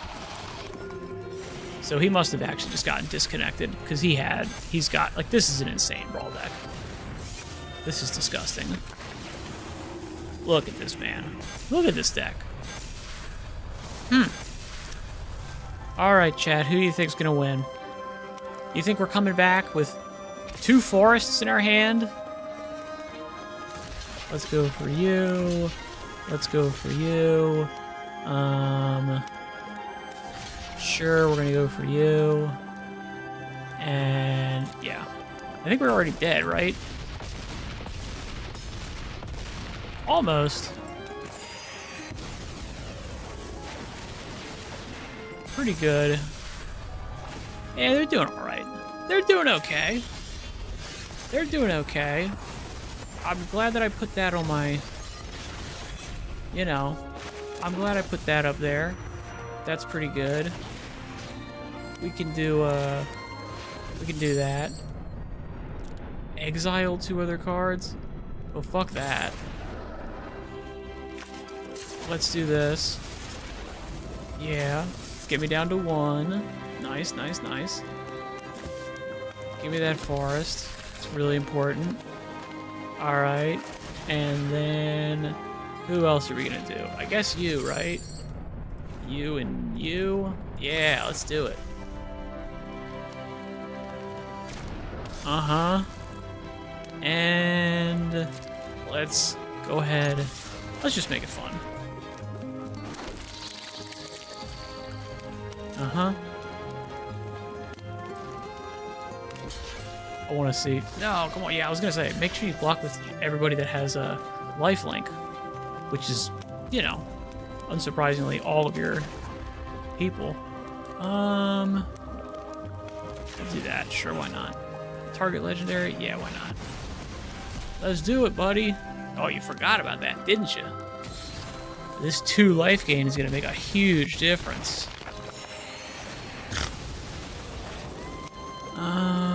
Return and target you control to its owner's hand. Oh, no, never mind. Nope, we're good. Uh-huh. Dude, let's go.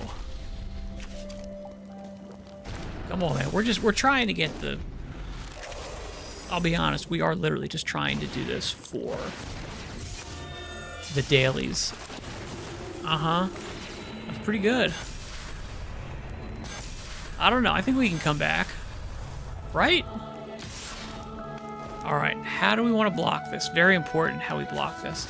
Yeah, let's block the mage. That's probably good, right?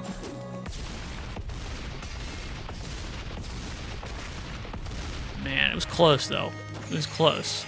It was close. We died with negative 118, and they had 262 health. I feel like next turn, it was going to come around, man. I feel like next turn, it was ours. You know? All we needed was, like, one good... Are you kidding me? Yeah. One good draw. That was it. We were pretty solid. Pretty good, man. We were pretty much ready to go. All right, Mardu Brawl. I don't actually remember what these decks are. I'm just trying to get black and blue, which means that I actually should be doing like the Dimir stuff. I think I have most of the cards to make a decent Dimir control, but I just don't like playing Dimir control. I really don't. Nothing against anybody who likes it. It's just I play it very poorly. I'm not good at it. I just end up getting impatient, and I don't do good at it. I wonder if poison's even like viable anymore. I straight up... Okay, whew. I'll take it. I'll take it, buddy. Give me my victories. That's right, I will take it. They were scared of my super cool commander.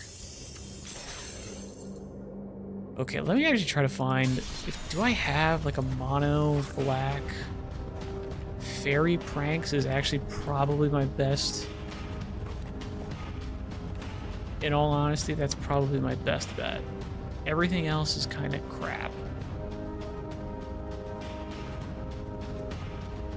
Yeah. So let's play that. Let's just try to get that 750. Because I'm not getting it any other way. I'm not building a deck. I don't have nearly enough wild cards to be playing on this.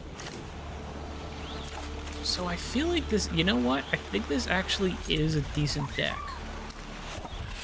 I feel like this is an actual built out deck. This is not terrible. Do we want more land? I do actually need more blue, so I will take it. With sleight of hand, it's actually okay. With sleight of hand, it's actually okay. One into your hand. Yep, that's pretty good. We don't have another 1 mana play, so let's go for the tap land. We can do the spell stutter. We'd like to do it now. But it's okay. Okay.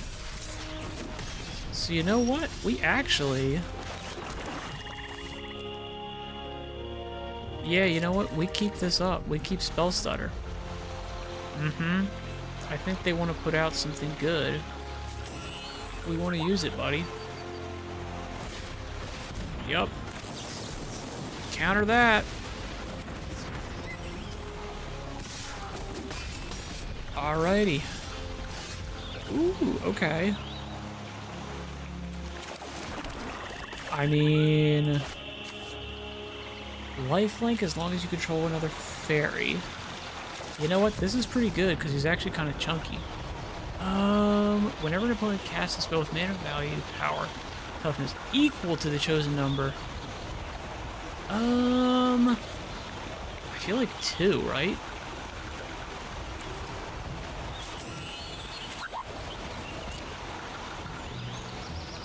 Three. I'm just gonna say 3. 2 is probably better, but 3's okay. Okay. I was right. I should have been 2. Should have gone for 2! Why did I not go for 2? I know why I didn't go for 2. Nope. And we're already dead. Uh-huh. Well, we can get lifelink.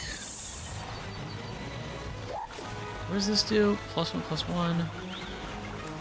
3, enters, choose a number. I guess no attack, yeah, let's just be more defensive. Fairy Slumber Party, if we can survive this turn, which we kind of sort of should be able to do, we should be okay. And we're done.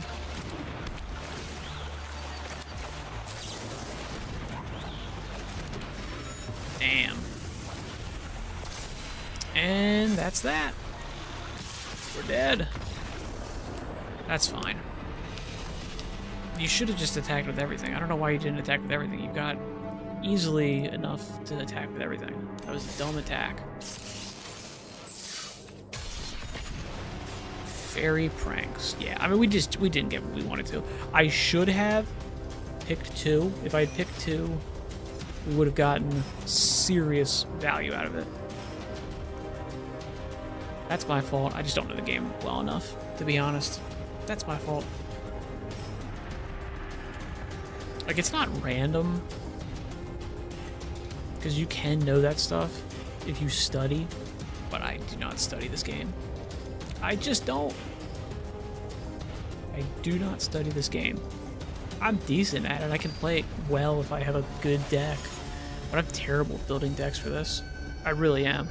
I'm really bad at it.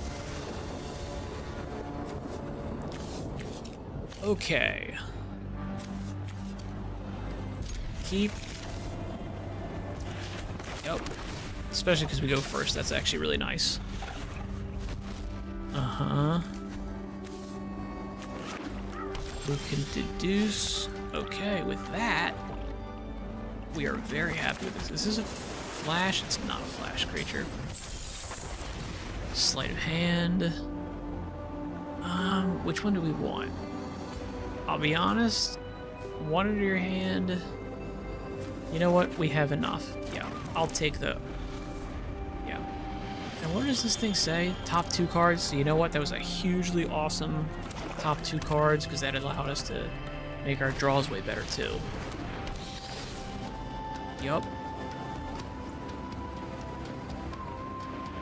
Probably deduce, right? Like, definitely. Talion's Messenger's nice because it's on curve, but deduce has got to be the target. It's such a good card.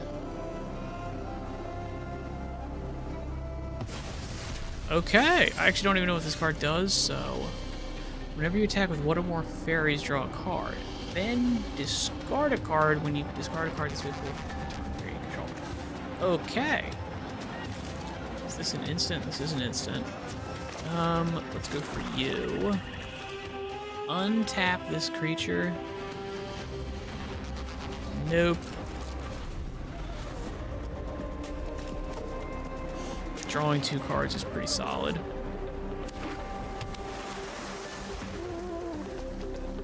Mm-hmm.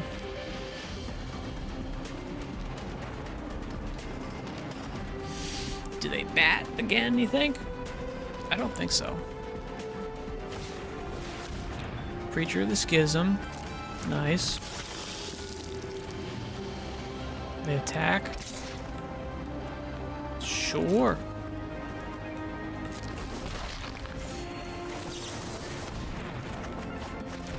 Okie dokie, pretty good. What do we think? Surveil 1. So we definitely get this guy out. No doubt about it. I feel like I do sorcery. Let's do you first.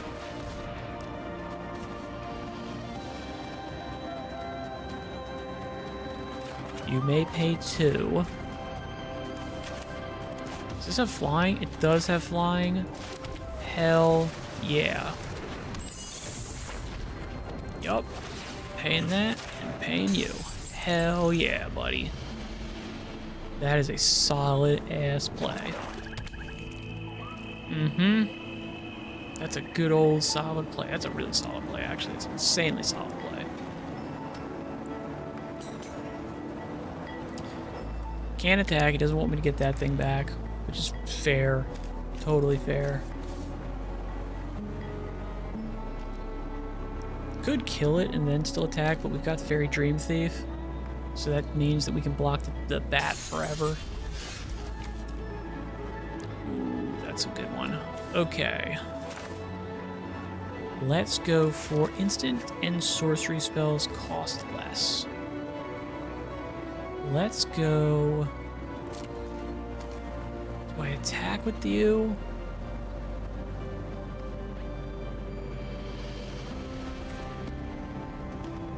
Yeah, I attack with you.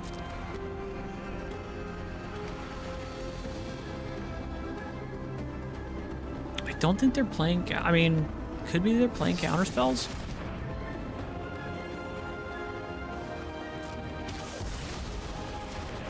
Works for me. Let's see if they've got a counter spell. If they do, they're going to use it. There's no doubt about it. But I think they probably have enough, like, kill spell. Yeah, they do. That's what we thought. That's okay. Because now we've got you.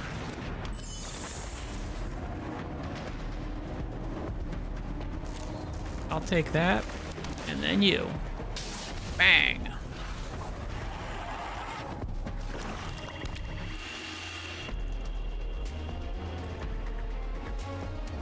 Obviously, you attack with Preacher, of course. Of course. Nope.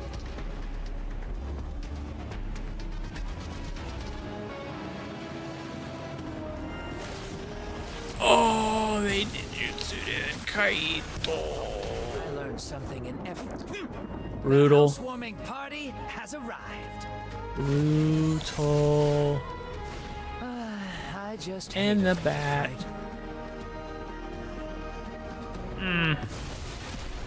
Sure.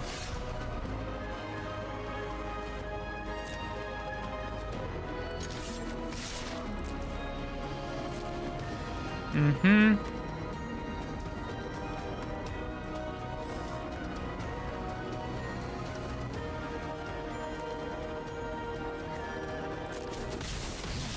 One point for catching me.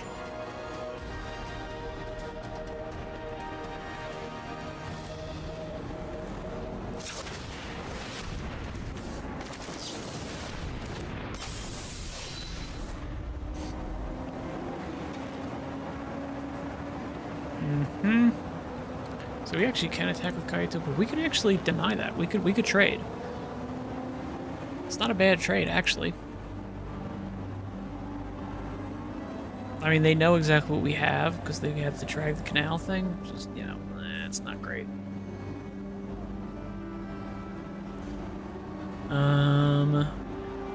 We can, you know, they're not going to attack with their bats because we've got flying blockers that we just immediately get.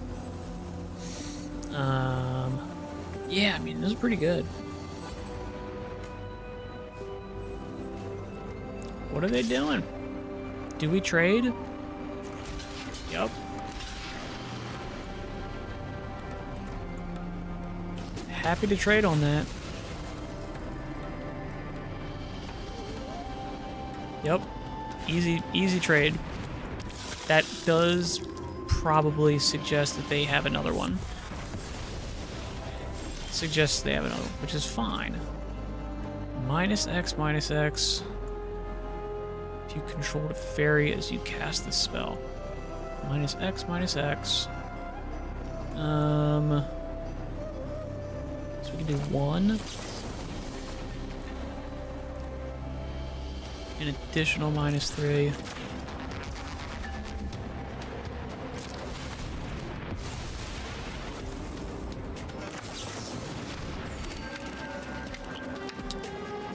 Then investigate. I don't need the land. I will take the sleight of hand. Not. So that's pretty good. It does mean that they probably have another Kaito. Kaito. They probably do have another one. Which means whichever one we don't block, they're gonna take. But that means that, you know what? If they attack with everything, pretty good for us, actually. Okay, they can do that too, I forgot. Yeah. Milling doesn't really do much for us, although we did sort of surveil. So. Yeah, we can't really do much about that. Ah, we suck.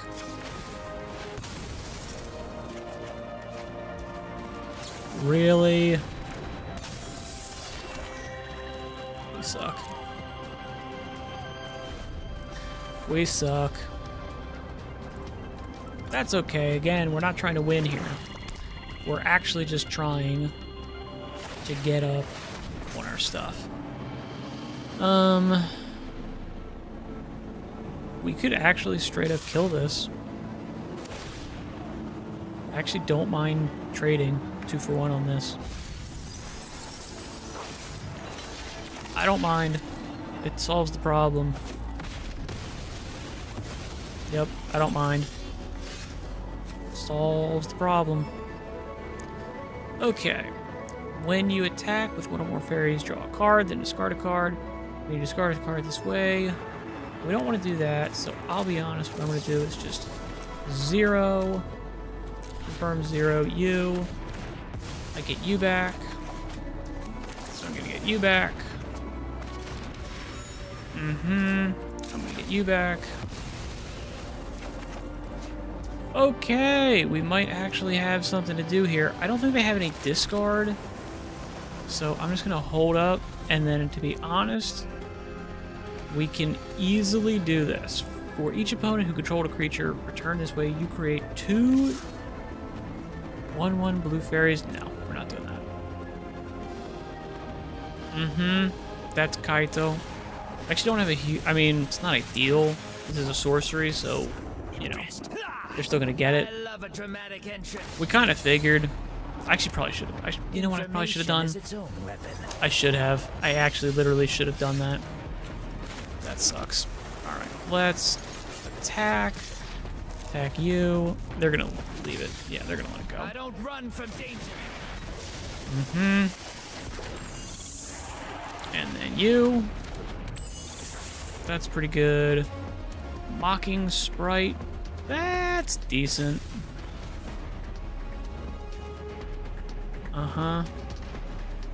It's like, that's decent. It is decent. They're gonna bat me and they're gonna take it away. Yeah, we're done. We're toast. Yeah. I'll be honest though, this game goes way longer than I thought. Because I'm pretty sure this is like a crappy pre-con. Your secrets didn't stay hidden for long. I'm pretty sure this is like a crappy pre-con. So I'm okay with this. See, like they've got like the fountain ports, they got these things. We've got like not good stuff. Yeah. And they've got this massive card advantage. It's hilarious. probably should have just waited, but I didn't. Yeah. Uh-huh. Let's check it. Did they block? I don't think they block. Huh. Okay. This is, I mean, I think we're literally dead now. We're dead. Yup. There we go. Ooh. This is what happens when you play not meta decks on a weekend morning. Which is fine. All I wanted to do was get that. That was it. Now we can play disgusting Boros Burn, and we can actually potentially start winning some games. We're just grinding for some gold and some cards. That's it. We're not really trying to get anything else specific. Nemesis, this is slow. This is slow, but we go first. I'll take it. We go first. You know what? This can always come out, so I'm okay with it. We can always have this untapped. These take a minute. Okay. That's good. They're not going to block. There's no way. All right, that means Nemesis next turn? Pretty much definitely, right? If they're playing red, that means, yeah, that's the only stuff that they've got. Uh-huh. There's kind of an argument for Hellkite, but I think this is good. Yeah, just push the damage. Because probably at this point their only removal is going to be damage-based, which is good for us. No, it's not. Oh, damn. Okay, they are running blue. Interesting. They probably do still only have damage-based removal. They might have, like, Into the Flood Maw, something like that. But I kind of doubt it. That's pretty good, then. Okay. I'm doing that for you. Yeah, screw you. Nice. And do I want to do Bolt Wave? Yeah, no reason not to. No reason not to. We'll be mana efficient. Yeah, this is good. That's pretty good for us. Mm-hmm. Torch the tower, 3 damage. Eek, oh no, you... I mean, I still get the trigger. Yep, I still get it.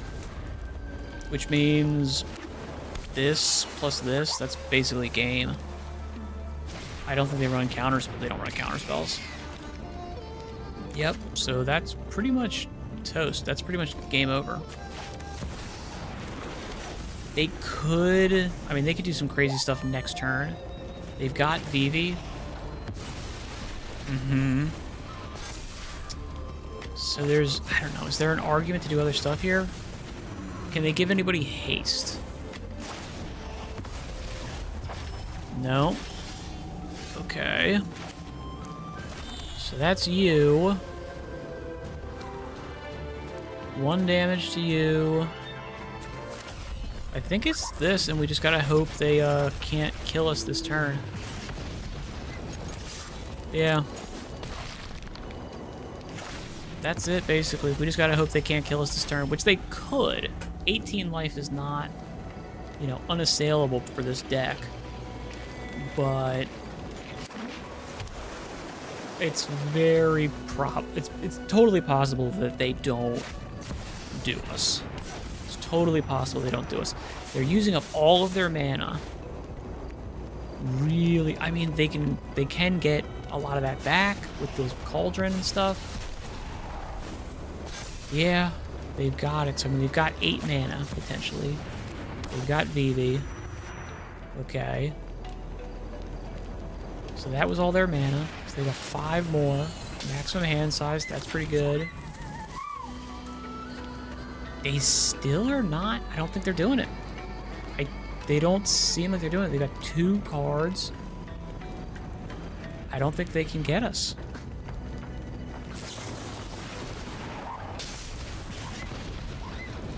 I don't think they can do it. I think they know it. That's it. Okay. Well, there you go. Unless you drew a bunch of instants and you had a ton of mana, I think you're done. Cycling? Nah, that's not gonna do it. Yup. Doink. That's that. That's that, baby. That's what we want. What was that achievement? That's nice. What was this achievement? I want to see. It is... Fighting and biting. Have a creature you control deal non-combat damage to a creature you don't control 80 times. Oh. Or the, whatchamacallit guy. The Nemesis. So I think one more victory. Yeah, so we'll play for one more victory or 11 o'clock, whichever comes first. Probably not. We're gonna just get that card. If we get that card before 11, that's awesome. If not, we'll probably just play until we get it. This is pretty decent. This is pretty good. I like it. We can use the Helix next turn, or we can use Aqua Love Song to draw cards. Line Breaker, that's pretty good. First things first, let's attack. This is a sacrifice deck, so... This is a sacrifice deck, so you know what? Yeah, we do just end turn. I don't think they can get anything second turn. I don't think so. I don't think they can do anything second turn. There's an argument to wait. Okay, to be honest, I think we do this, because we're just exiling these. These are new cards that we can draw. Now, what do they do? What do they take here? Boros Charm is probably the best, but very probable they would take Helix or Nemesis. Because I don't think, no, I guess maybe they can see it. Maybe they can see the exile. Okay.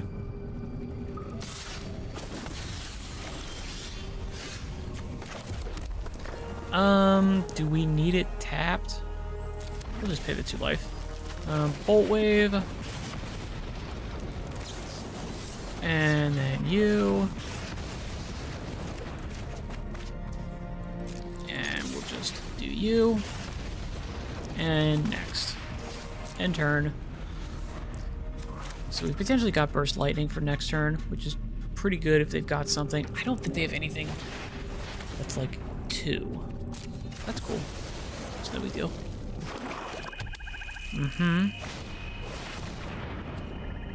You may pay 1 at the beginning of combat. They don't have it. Sure, they don't have it. I think I will actually kill that creature. Will I kill that creature? I think I will kill that creature. Yeah, I'm gonna kill it. I'm gonna kill it. Because we're going Nemesis next turn. Yep. We're going Nemesis next turn. They can, I mean, this is a good deck that can easily, you know, specialize in taking these things out without hurting them. But that's pretty good for us then. Alright, let's attack.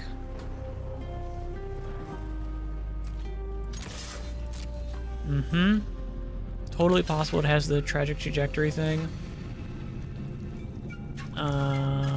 Good.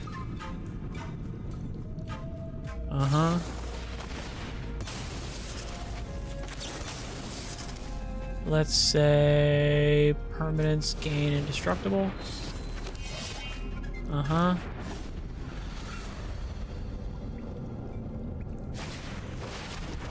too bad.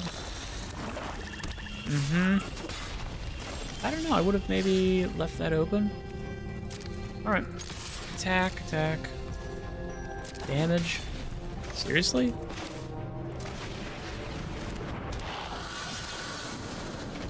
Alright. Sure.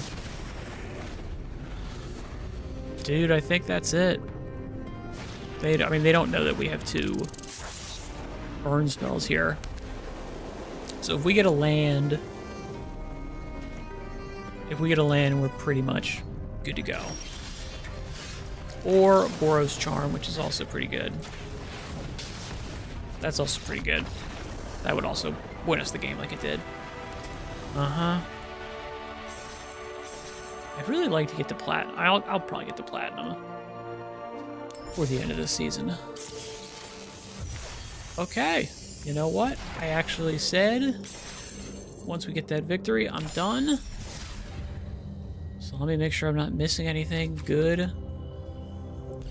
My deals are solid.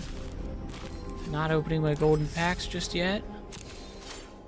I'm starving and I need to make my meals for the week, so stopping a little bit early, I don't think it's a bad idea. Yeah, I think that's good. All right, with that being said, good luck in all your endeavors. Thank you very much for your time and attention. Farewell for now. And now I hit the